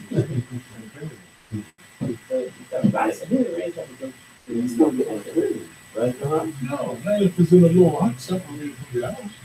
But when you read the law about the laws of uncleanness, it says if you step on the grave, you'll be unclean. So every time you step in your backyard, you're unclean. Sometimes they do like they have it in hospitals where rich people do it. They put them, they take the body, put it in the casket, and they'll put the body in the backyard. Some people just having an urn on their mantle. Like they don't do it like that, like they used to now. When you read with Israel, we did this is what we'll do in the kingdom, obviously, but in the kingdom we had a place that people were buried. It wasn't like we go there regularly. We went there when we need to bury somebody. Like Lazarus, we saw it. Like Yahushua, we saw it. It was this place that was away from where people normally live. You didn't have that cohabitation like you do now, where people were bringing the body into the church for the viewing. Like that's unheard. That would have been unheard of in ancient Israel. Even though in the time of the Romans, we didn't do that. Yeah, that's Roman custom. They So- bring the body into their temple, their house. Yeah, so according to the law, we wouldn't do that, and we're not going to do that. Roman custom. Con, so let me read verse 44 again. 2 Maccabees 12:44. It says, "For if he had not hoped that they that were slain should have risen again, it had been superfluous in vain to pray for the dead." So he's thinking about their resurrection as far as when they come back, right? If we know we come back a third, fourth generation, we get judgment then. But then we know that ultimate judgment comes when Christ makes a second coming. Books are open. Every soul has its rap sheet over all the lifetimes. What you do, it was right. What you do, it was wrong. And then the bounce. Oh, 1/3. Yay! Oh, 2/3. And everybody else. But I think about praying for the dead now, like, because, people looking at me like, oh, praying for the dead. Right, that's why it's written, to show that that's not why he was doing it. 'Cause that's why it says superfluous, which means more than necessary. Right? Like, why would I do this for someone who's already dead? Like, he has that knowledge. But that's not why he's doing it. Well, why do people pray for the dead? Exactly. You can't do nothing. There's no point. That's more than necessary. If anything, you pray while they may still be alive, if they're ill or on their deathbed or something. Once they die, like with David and his child born with Bathsheba, first one, once he's dead, it's like, oh, most have made his choice. Why pray or why fast at this point? Let's you can just write down the scripture in case somebody talks to you about it. This is what Samantha was talking about. 2 Samuel. 2 Samuel.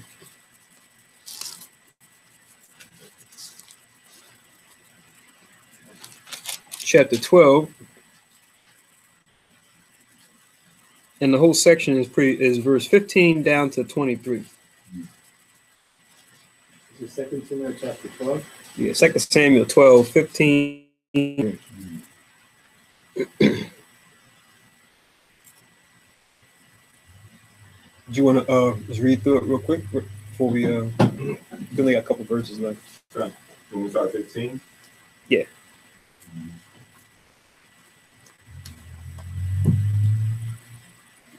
This is 2 Samuel 12 and 15. It says, "And Nathan departed unto his house, and Yahweh struck the child that Uriah's wife bare unto David, and it was very sick. Therefore, David therefore besought Yahweh for the child, and David fasted and went in and lay all night upon the earth." So before you read on, this is going into the child that was born between David and Bathsheba, who was married to Uriah, right? So they committed adultery. Remember this story, right? So we have background. So it can be said that the child being born sick was alluding to the fact that they conceived this child in wickedness, right? Because she was a married woman. So everybody's clear on that, right? Okay, want to make sure. You got it. Verse 17, "And the elders of his house arose and went to him to raise him up from the earth, but he would not, neither did he eat bread with them. And it came to pass on the 7th day that the child died, and the servants of David feared to tell him that the child was dead. And they said, Behold, while the child was yet alive, we spake unto him, and he would not hearken unto our voice. How will he then vex himself if we tell him that the child is dead?" But when David saw that his servants whispered, David perceived that the child was dead.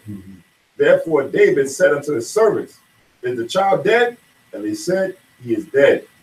Then David arose from the earth and washed and anointed himself and changed his apparel and came into the house of Yahweh and worshiped. Then he came to his own house, and when he was required, they set bread before him, and he did eat. Then said his servants unto him, "What thing is this that thou hast done? Thou didst fast and weep for the child while it was alive. But when the child was dead, thou didst rise and eat bread." And he said, "While the child was yet alive, I fasted and wept. For I said, who can tell whether Yahweh will be gracious to me that the child may live? Verse 23. But now he is dead. Wherefore should I fast? Can I bring him back again? I shall go to him, but he shall not return to me. Right. To see the wisdom David is expressing here, especially in that last verse. You see here he's also talking about how regeneration works, or just what happens when you die. When you die, your spirit goes back to the Most High, regardless, right? That's why he says, I shall go to him. But he says, he should not return to me. So why fast and weep after the child dies? What can he do at that point, right? That's why he says, but now he is dead, wherefore should I fast? So use this story to answer that question about praying for the dead. So when he said he should go to him, he mean when he died, he's going to see the judge? Yeah, because what happens when you die? Anybody? Right. What scripture?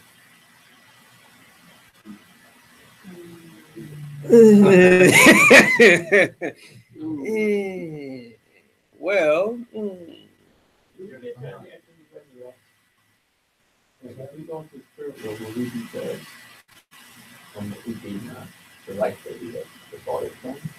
that's not going to come to Christ in the second coming.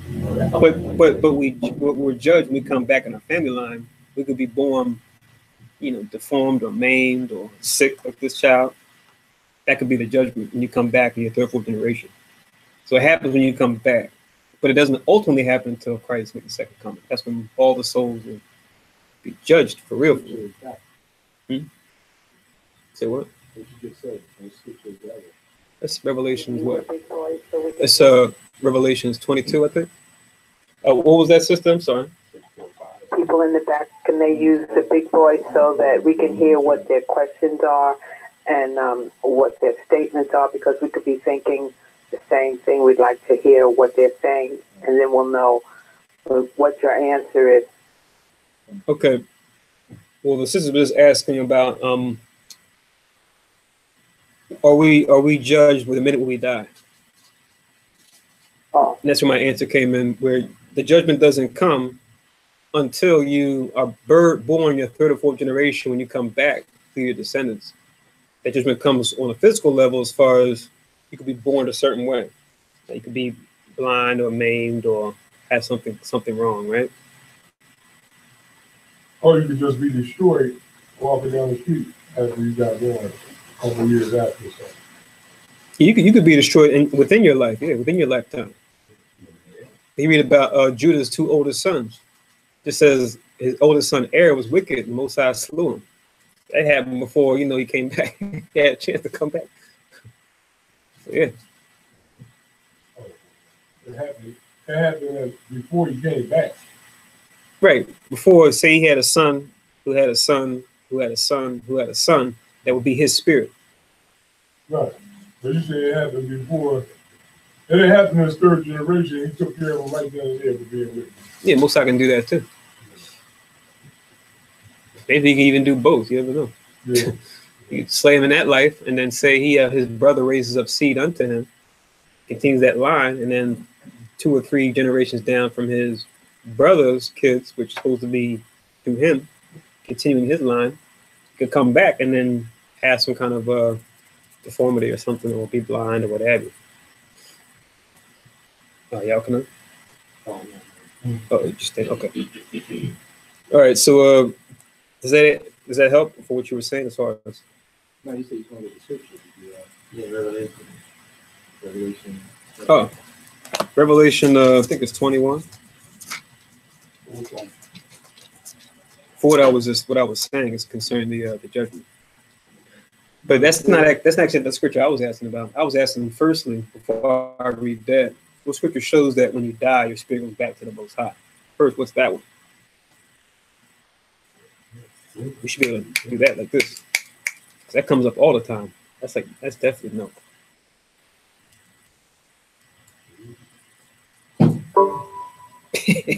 Yes. Oh, I know it's just timing, but Let the silver cord be broken. Yes. Wait. Don't say. Is that it? Don't say. Hmm? He Yeah. Don't give him the answer. Chapter 7, verse 7. Chapter 12, verse 7. Oh, all right. Somebody speaks Nah, Spanish. I gotta get the book. And he definitely speaks Spanish back there. Ecclesiastes 4:6. Seis? See? Seis. Siete. Siete. That's it. Ecclesiastes 4:1, 6, and 7. You can read 6 too. You said to explain 6, but I just go right to verse 7. Ecclesiastes 4:6, and 7. The dust shall return to the earth as it was, and the spirit shall return unto the God who made it. Right. Yeah, Ecclesiastes 7 and 6. Let me read 6. Or ever the silver cord be loosed, or the golden bowl be broken, or the pitcher be broken, and the fountain of the wheel broken at the cistern. No. Verse 7. Yeah, I was like, what is No. I was saying, no. I see what I'm saying. It got me thrown off. But Ecclesiastes 7 and 12. No. Ecclesiastes 12 and 7. Then shall the dust return to the earth as it was, and the spirit shall return unto God who gave it. Yeah, you gotta be careful with verse 6, especially folks that are into the left-hand path. There's some stuff. There's some books out there going into that silver cord stuff. Careful. Yeah, and I thought about the silver cord. Yeah, see. I heard about that. Yeah. Silver cord. Yeah. I don't even want to think about it.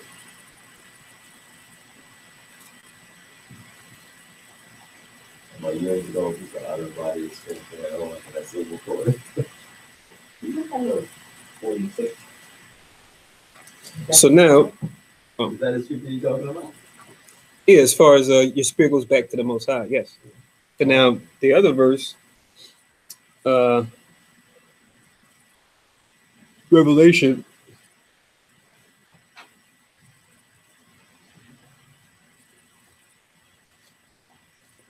Let me see. 20? Well, it's like between 19, 20, and 21. What does it say? It says that the books were open. Oh, yeah, that's 20. 20, yeah, 20, 11, and 12. Oh, look, I'm looking right at it. I can't see it. I always do that. I'll turn to 20. I'm like reading the chapter, like, where is it? Here it is. I know that one. The books are open.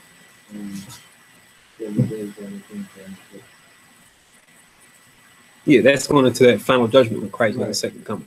But the one you said about when you come back into the general, when you return, you could go back. You could come back. You could be punished then. You could be going any path or in just friendly or something like that. Mm-hmm. Can't hear. Which one is that one? Oh, the brother asked a question about you could be when you come back. If you do something wicked now and you come back, say with some kind of deformity or something, where do we go to read that? And one you can go to is in the New Testament. You go to St. John. You see the disciples understood how this worked. You can go to St. John, chapter 9. Like the blind? Yep. You can read St. John chapter 9, verses 1 to 3.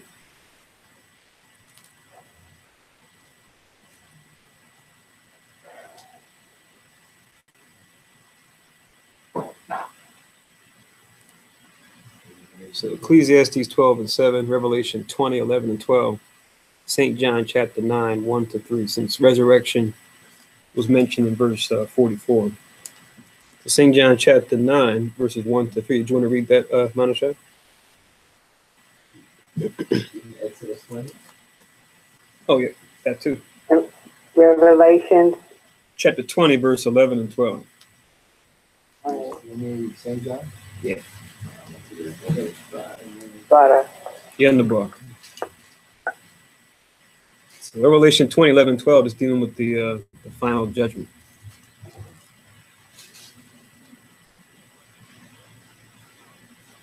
So St. John 9 and verse, you said 1, 2, 3?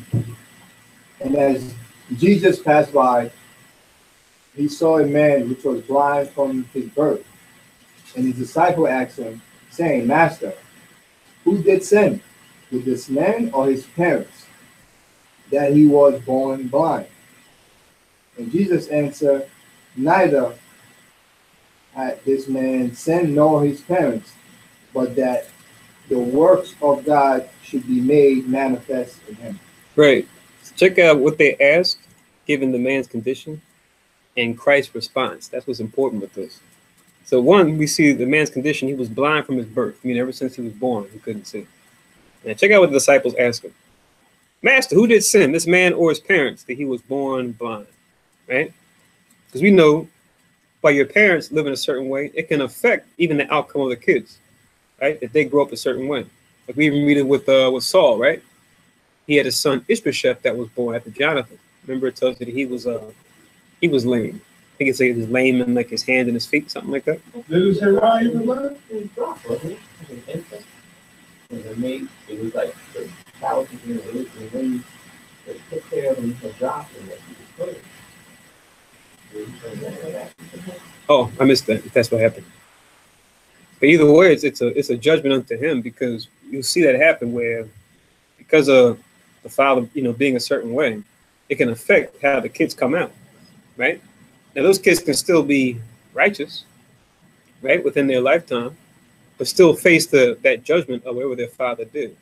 Like, not to say that was the case for Ishbosheth, but I know with Jonathan, he was righteous, but because of his father's sin, it affected the whole house to where he died too with his father, even though he himself was righteous. That was something, that fate that he faced was still something he had to take with his father because of his father's choice to be wicked as opposed to righteous. But now back to this here, because we don't want to go too many directions yet. Let's make sure we address this first. So, who did sin, this man or his parents, right? That he was born blind. So how can a man sin if he was born blind? How could he sin in the mother's womb? He's just in the womb, right? So what this is alluding to is what? It would have had to have been something he did before. Right? It's not like he was born in the earth. He did something wicked as a child or as a young man or something, and then he was smitten with blindness. That's one thing. But the disciples are saying this man or his parents, that he was born blind. So that his parents part, we have evidence of that in the history. But why do they say this man also as a potential sinner, that he was born blind, right? So they understood that it could have been something, not to say he did in that life, but maybe something he did in a previous life.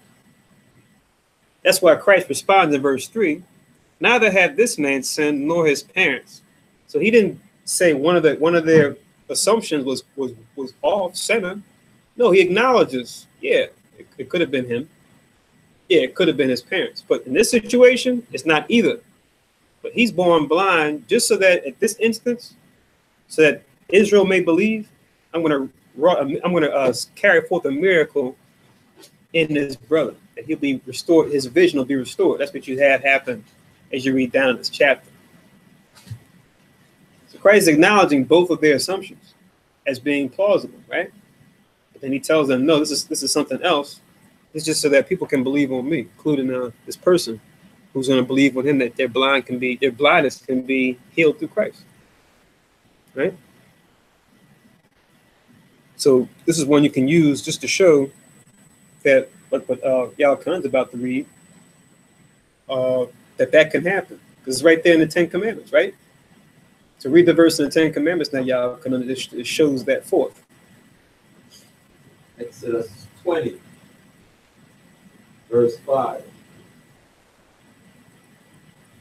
Exodus 20, verse 5. Thou shalt not bow down thyself to them nor serve them, for I, the Lord thy God, am a jealous God, visiting the iniquity of the fathers upon the children unto the third and fourth generation of them that hate thee, and showing mercy unto thousands of them that love me and keep my commandments. You see that? visiting the iniquity of the fathers upon the children to the third and fourth generation of them that hate me. So that's what it's talking about. So yeah, it can happen in that lifetime if someone's wicked. Most I can judge them, boom, right then and there. Or you had to happen before, especially with those who know better. Most I can smite you dead, smite you with leprosy, right? Have you die in battle or something like we just read in Maccabees. A number of things you could do. Or it could just be something that carries on and then you don't face it until third or fourth generation later through your kids that come after you. One more thing. I just want to Deuteronomy 33:6, it says, "Let Reuben live and not die, and let not his men be few." You know how it affects, the whole tribe. But they didn't like die and stuff like that. Okay, you get to explain to people who don't know what you're talking about. Yeah, I'm saying yes. The whole tribe is affected somehow by what their forefather had done. So we put our whole tribe in Reuben because what Reuben did and laid with, Bill. Yeah, so you get to explain that part because everyone may not know the history. Oh, okay. Yeah, Explain it. In Genesis 35:22. And it came to pass when Israel dwelt in the land that Reuben went and lay with Bilhah, his father's concubine, and Israel heard it. Now the sons of Jacob were 12. Mm-hmm. So it affects, the whole tribe and so forth because of that. Come. What are those two verses again? Deuteronomy what? Deuteronomy 33:6 and Genesis 35:22.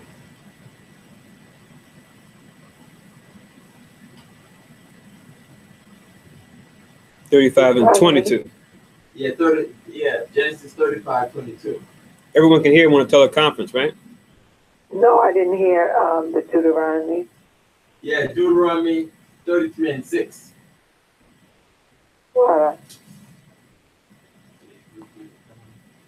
Come. So that's an example.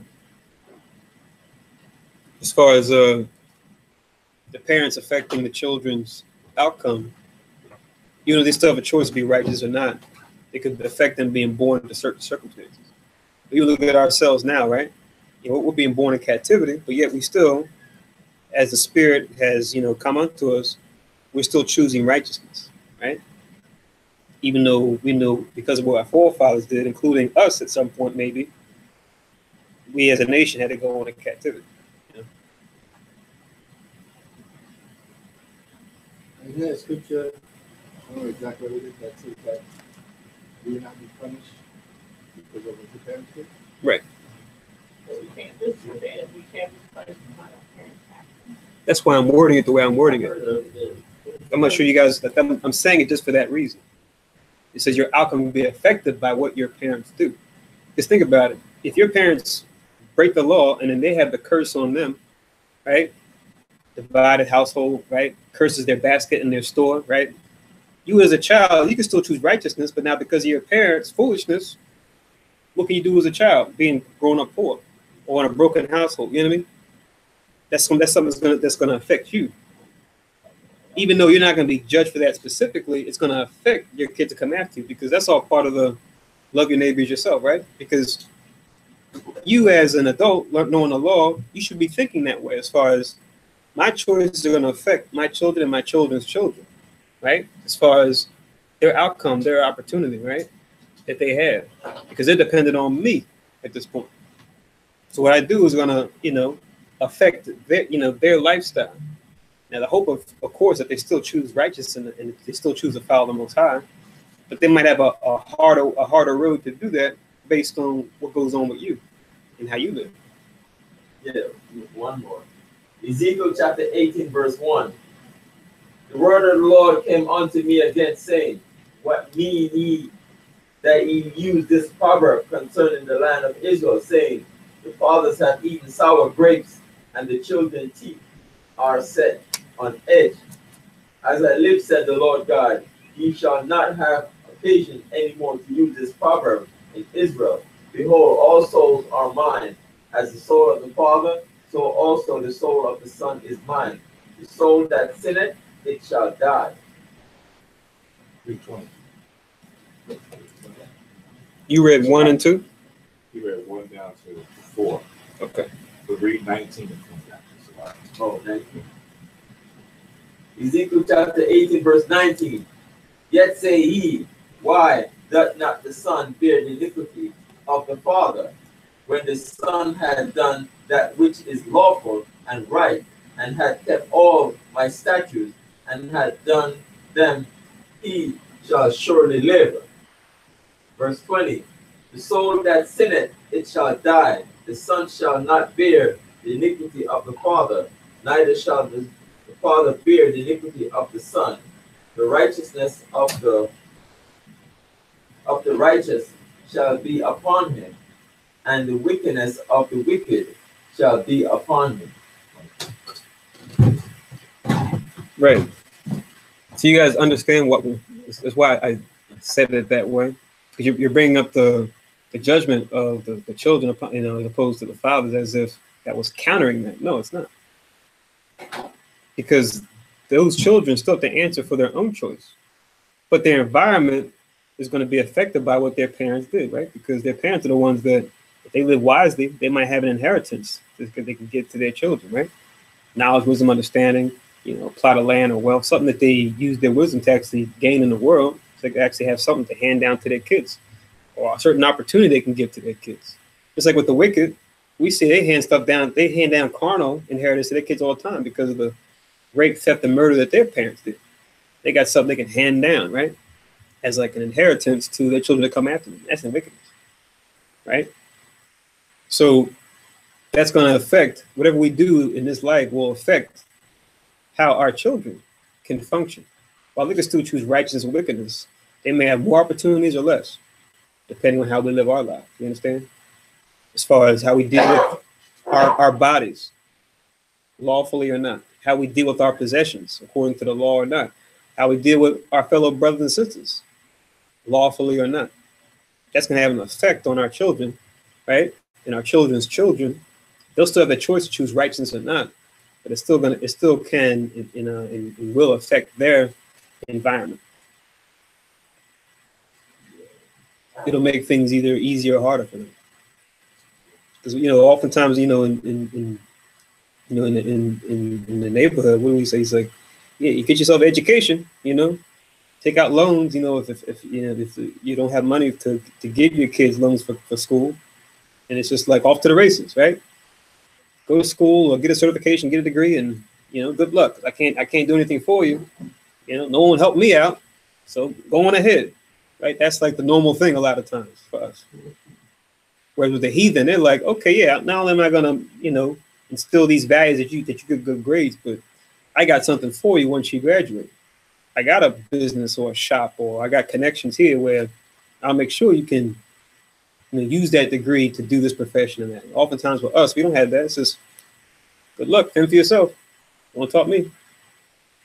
Make it happen, right? You're grown. Whereas with the heathen, they're there every step of the way with their heathen kids, giving them breaks, If they run into trouble with the law, oftentimes they might have friends that work in the courts that can, give them a slap on the wrist. Oftentimes we don't have that. And sometimes we do, and we may use that, right? Because, we're all young and dumb sometimes. But these are the things that come with, actually having a family and a community that actually works together.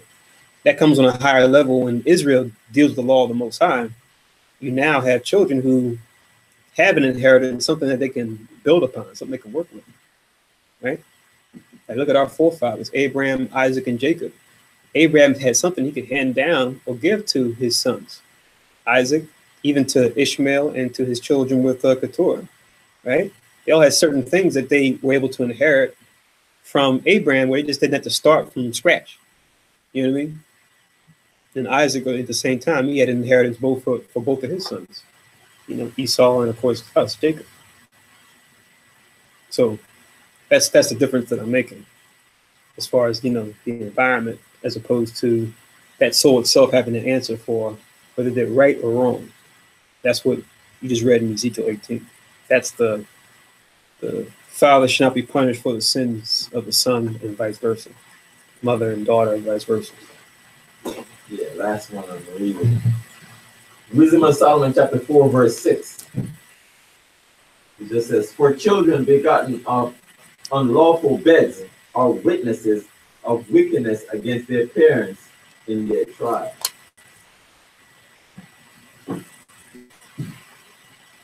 I just got a question about just to clarify, when y'all can now read Exodus 20 verse 6. Try to speak so. When you read Exodus 20 verse 6, where it says I'm sorry, verse 5, where it says, for the Lord thy God and the jealous God, visiting the iniquity of the father upon the children unto the third and fourth generation. Or is it the third generation or is it the fourth generation? It could be one or the other. But it says third and fourth. Right, because sometimes you may come back in your third, sometimes you might come back in your fourth. Now, one is one or the other, most I know. Like, If I claim to know, I'm gonna get in trouble. Third, One or the other. Remember, when you read the Apocrypha, you're reading it in English, so you got to read it with favor. But the intent is, like you just mentioned, third or fourth.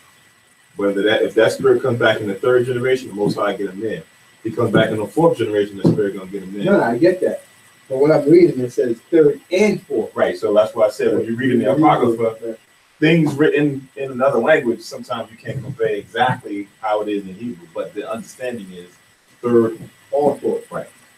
Okay. Well, even and, right? Because yeah, exactly. Because the Most High knows when the spirit's supposed to come back. So when the spirits come back in the third generation, he's gonna get them. And when they come in the fourth generation, he's gonna get them. We don't, like he said, we don't know when the Most High is gonna have those spirits come back. They coming in the third generation and they coming in the fourth generation. The way they set it up, he is giving you a specific, say, that third generation, I'm gonna get you there, definitely. Because the spirit is coming back in the third generation. That spirit is coming back in the third generation. No, what I'm saying is the way it's written, it's like, he doesn't give you specific exactly. I'm gonna say, so if we just say if it was just the third generation, right?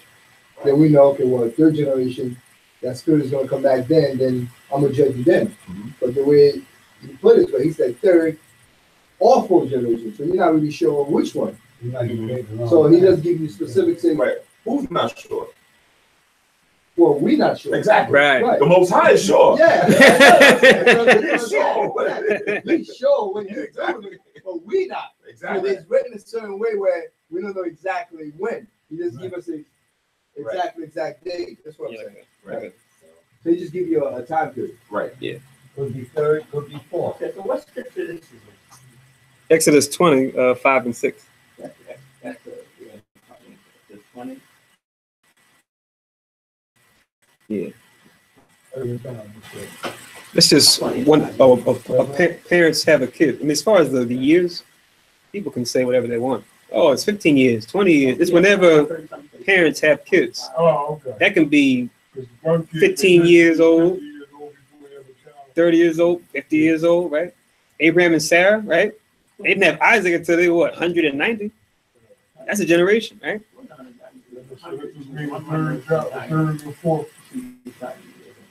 So the child have a baby, right?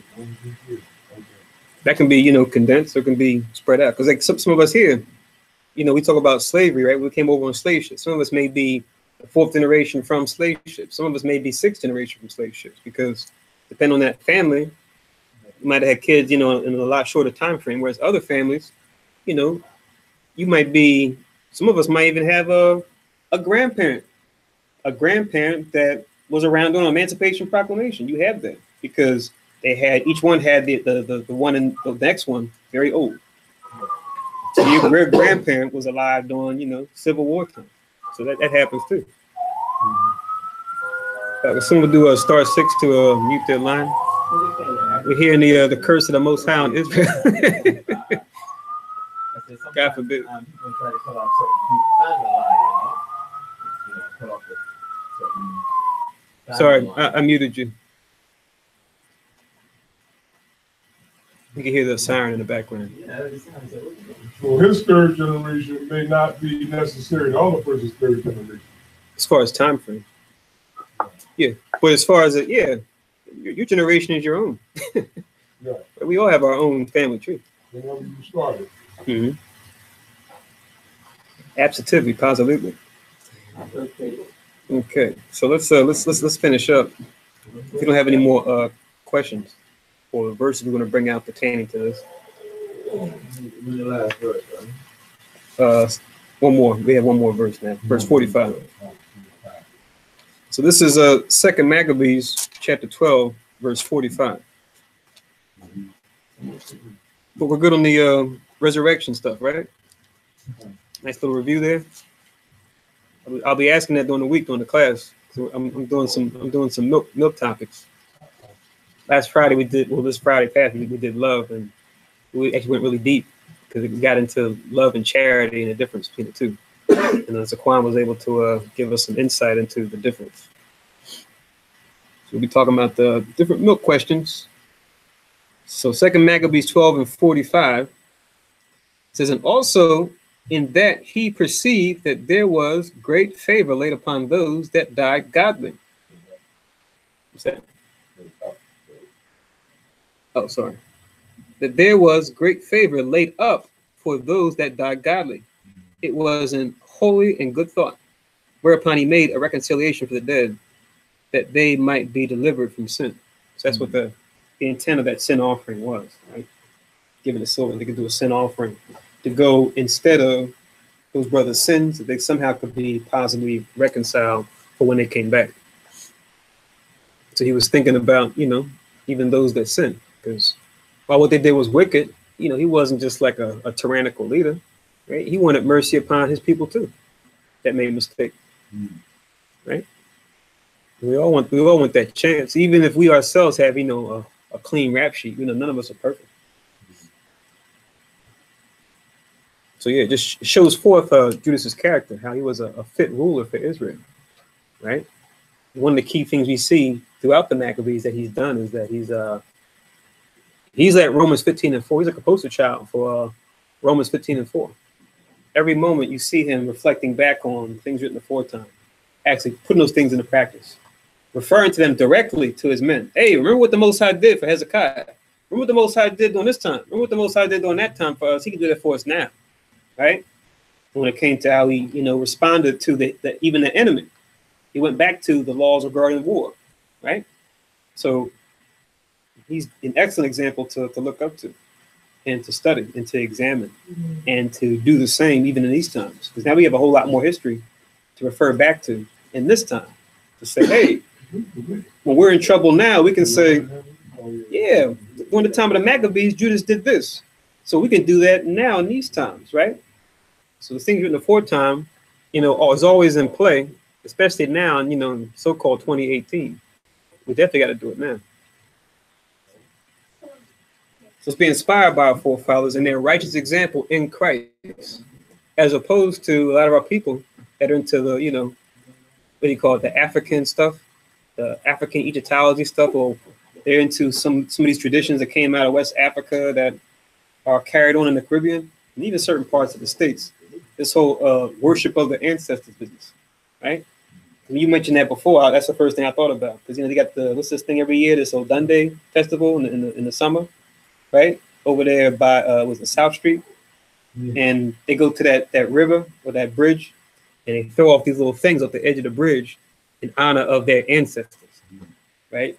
So that's where you take that same concept and then turn it for wickedness, where it's like, okay, I'm calling upon the ancestors. I'm calling for the protection of my ancestors, or they have certain gods they worship in nature for certain things that they call upon. They call upon these false gods, they call upon these ancestors for protection. They call themselves, Afrocentric. The ancestors worship, I think with that. Right. So call on them from the spirit world to send protection already. So that's the left hand path. That's in the real world. That's a part of what they call necromancy, right? Summoning the dead to give you certain knowledge of certain things. A lot of times that's just unclean spirits pretending to be our dead loved ones. But the law is very specific in Deuteronomy. It says, don't deal with that. Just deal with me. Deal with my righteousness. Deal with my word. I'll lead you the way you need to go. So yeah, let's make sure we just don't get twisted up in that. And if we are going to do that, we just look at what we're doing now. We read about Judas and Simon. We read about Moses and Aaron, right? We read about David. We read about Esther. We read about Judith. We read about Susanna. We read about Paul. We read about Jonah. We read about all of our forefathers and foremothers, and see and read about their righteous example in Christ and apply that to our lives. That's how we show honor to them, by showing honor to the Most High in Christ, because they will want the same thing. They're like, don't worship me, worship God. Even the angels, when we bow down to them mistakenly, they'll do the same thing. Don't worship me, worship God in heaven. Because even the angels know I'm not fit to be worshiped. Worship the Creator, the one who's responsible for all of us. So that's what it's about. So yeah, I'm just saying that because I see that a lot. So you might have family that doesn't. So make sure you just give them that understanding. Okay, so we have come to the end of the service. This concludes 2nd Maccabees 11 and 12. So we're going back to Leviticus for the following week. So last time we read in the Sabbath service, Leviticus chapters 17 and 18, which means now we're going to read the next two chapters, Leviticus 19 and 20. So Leviticus 19 and 20 is going to be next week's reading.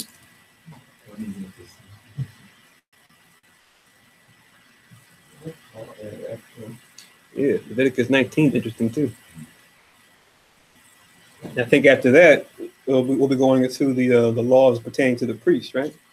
Which many of them, we still, a lot of us have to, all Israel has to follow, but certain things that they definitely have to do, as far as the sons of Aaron, of Levi.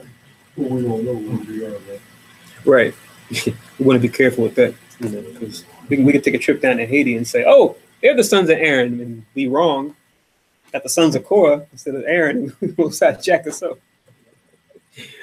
We deal with Christ as the high priest at this point.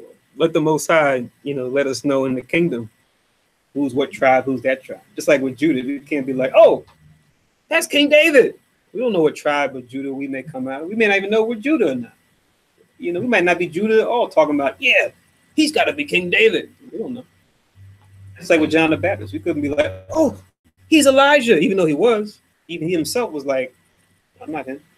But he fulfilled the prophecy. He was that spirit, but he didn't remember who he was before. Remember, that's part of scripture too when it comes to the regeneration. You're not going to remember who you were before.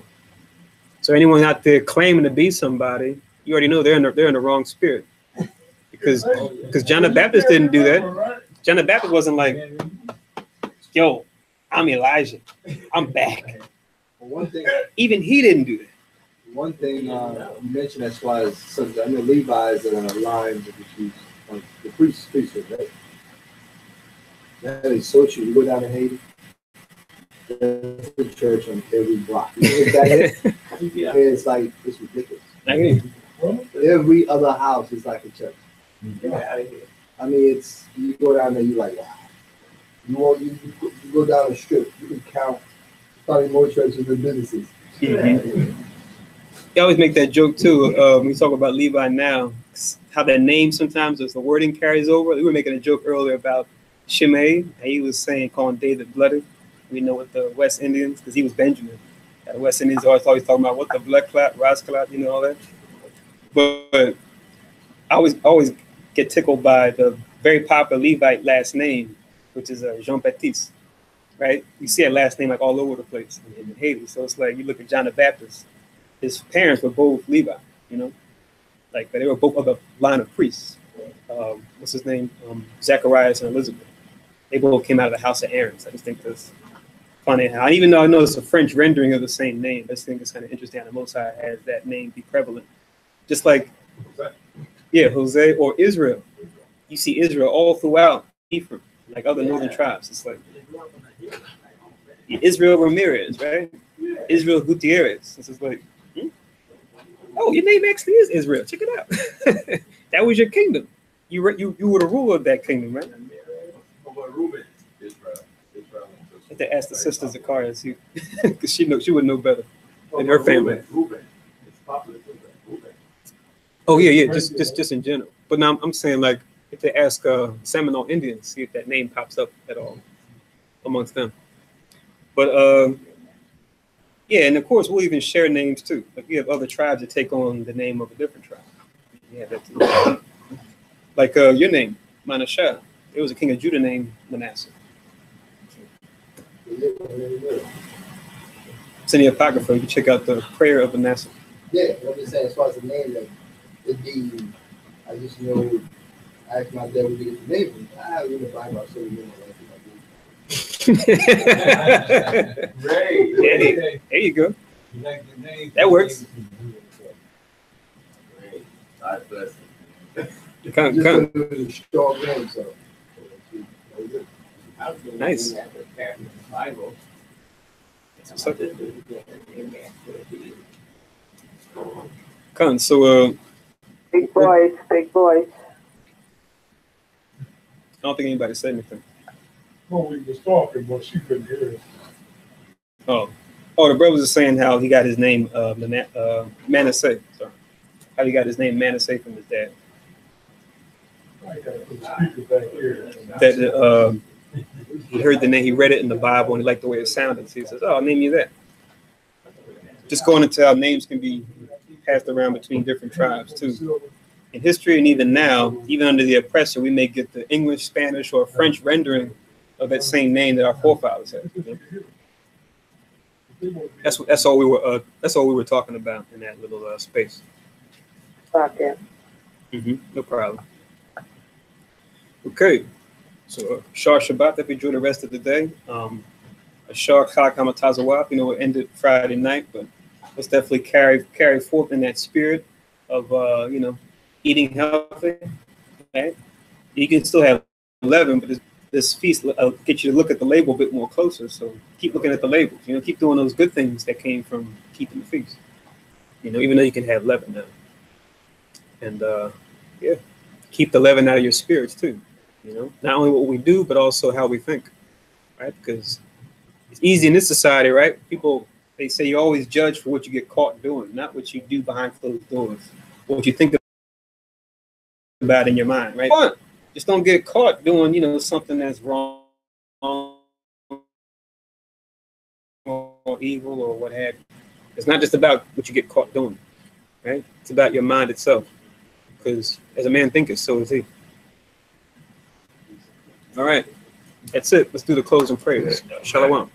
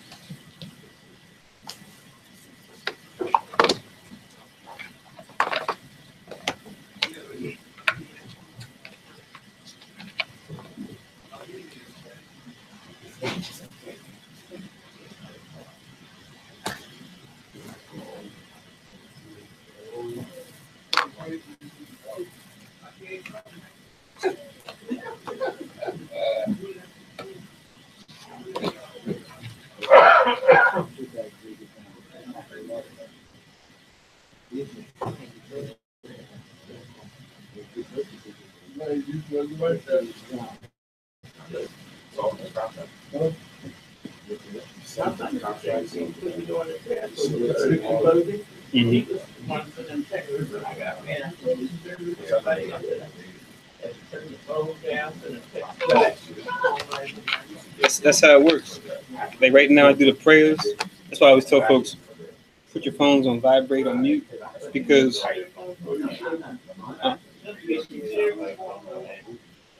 I'm talking about here though.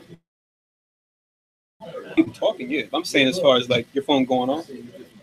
because people will just out of the blue, they'll call you right when the prayers happen. Just happen. Everybody don't call me on the Sabbath.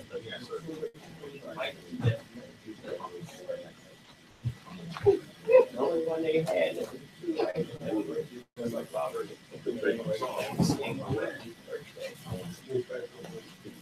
Until you do it over and over again, they get used to it. That's when they're like, okay, this is her time to be doing her thing, and they just leave you alone, and they call you later.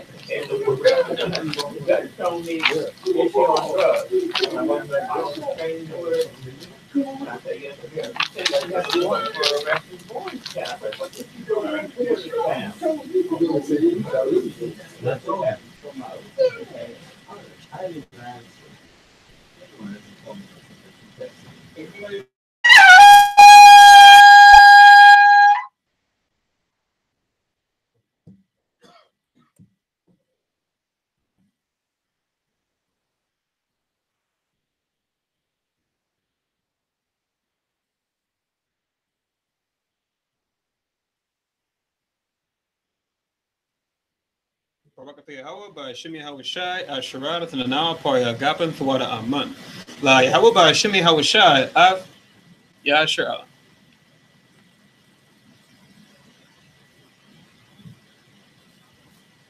English translation. Blessed are you, Yahweh, in the name of Yahweh Shai, that gives to us the fruit of the vine. Thank you, so be it.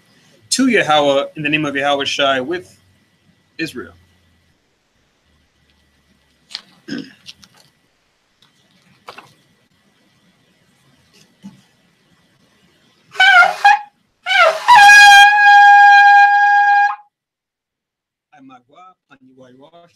Stand and face Jerusalem.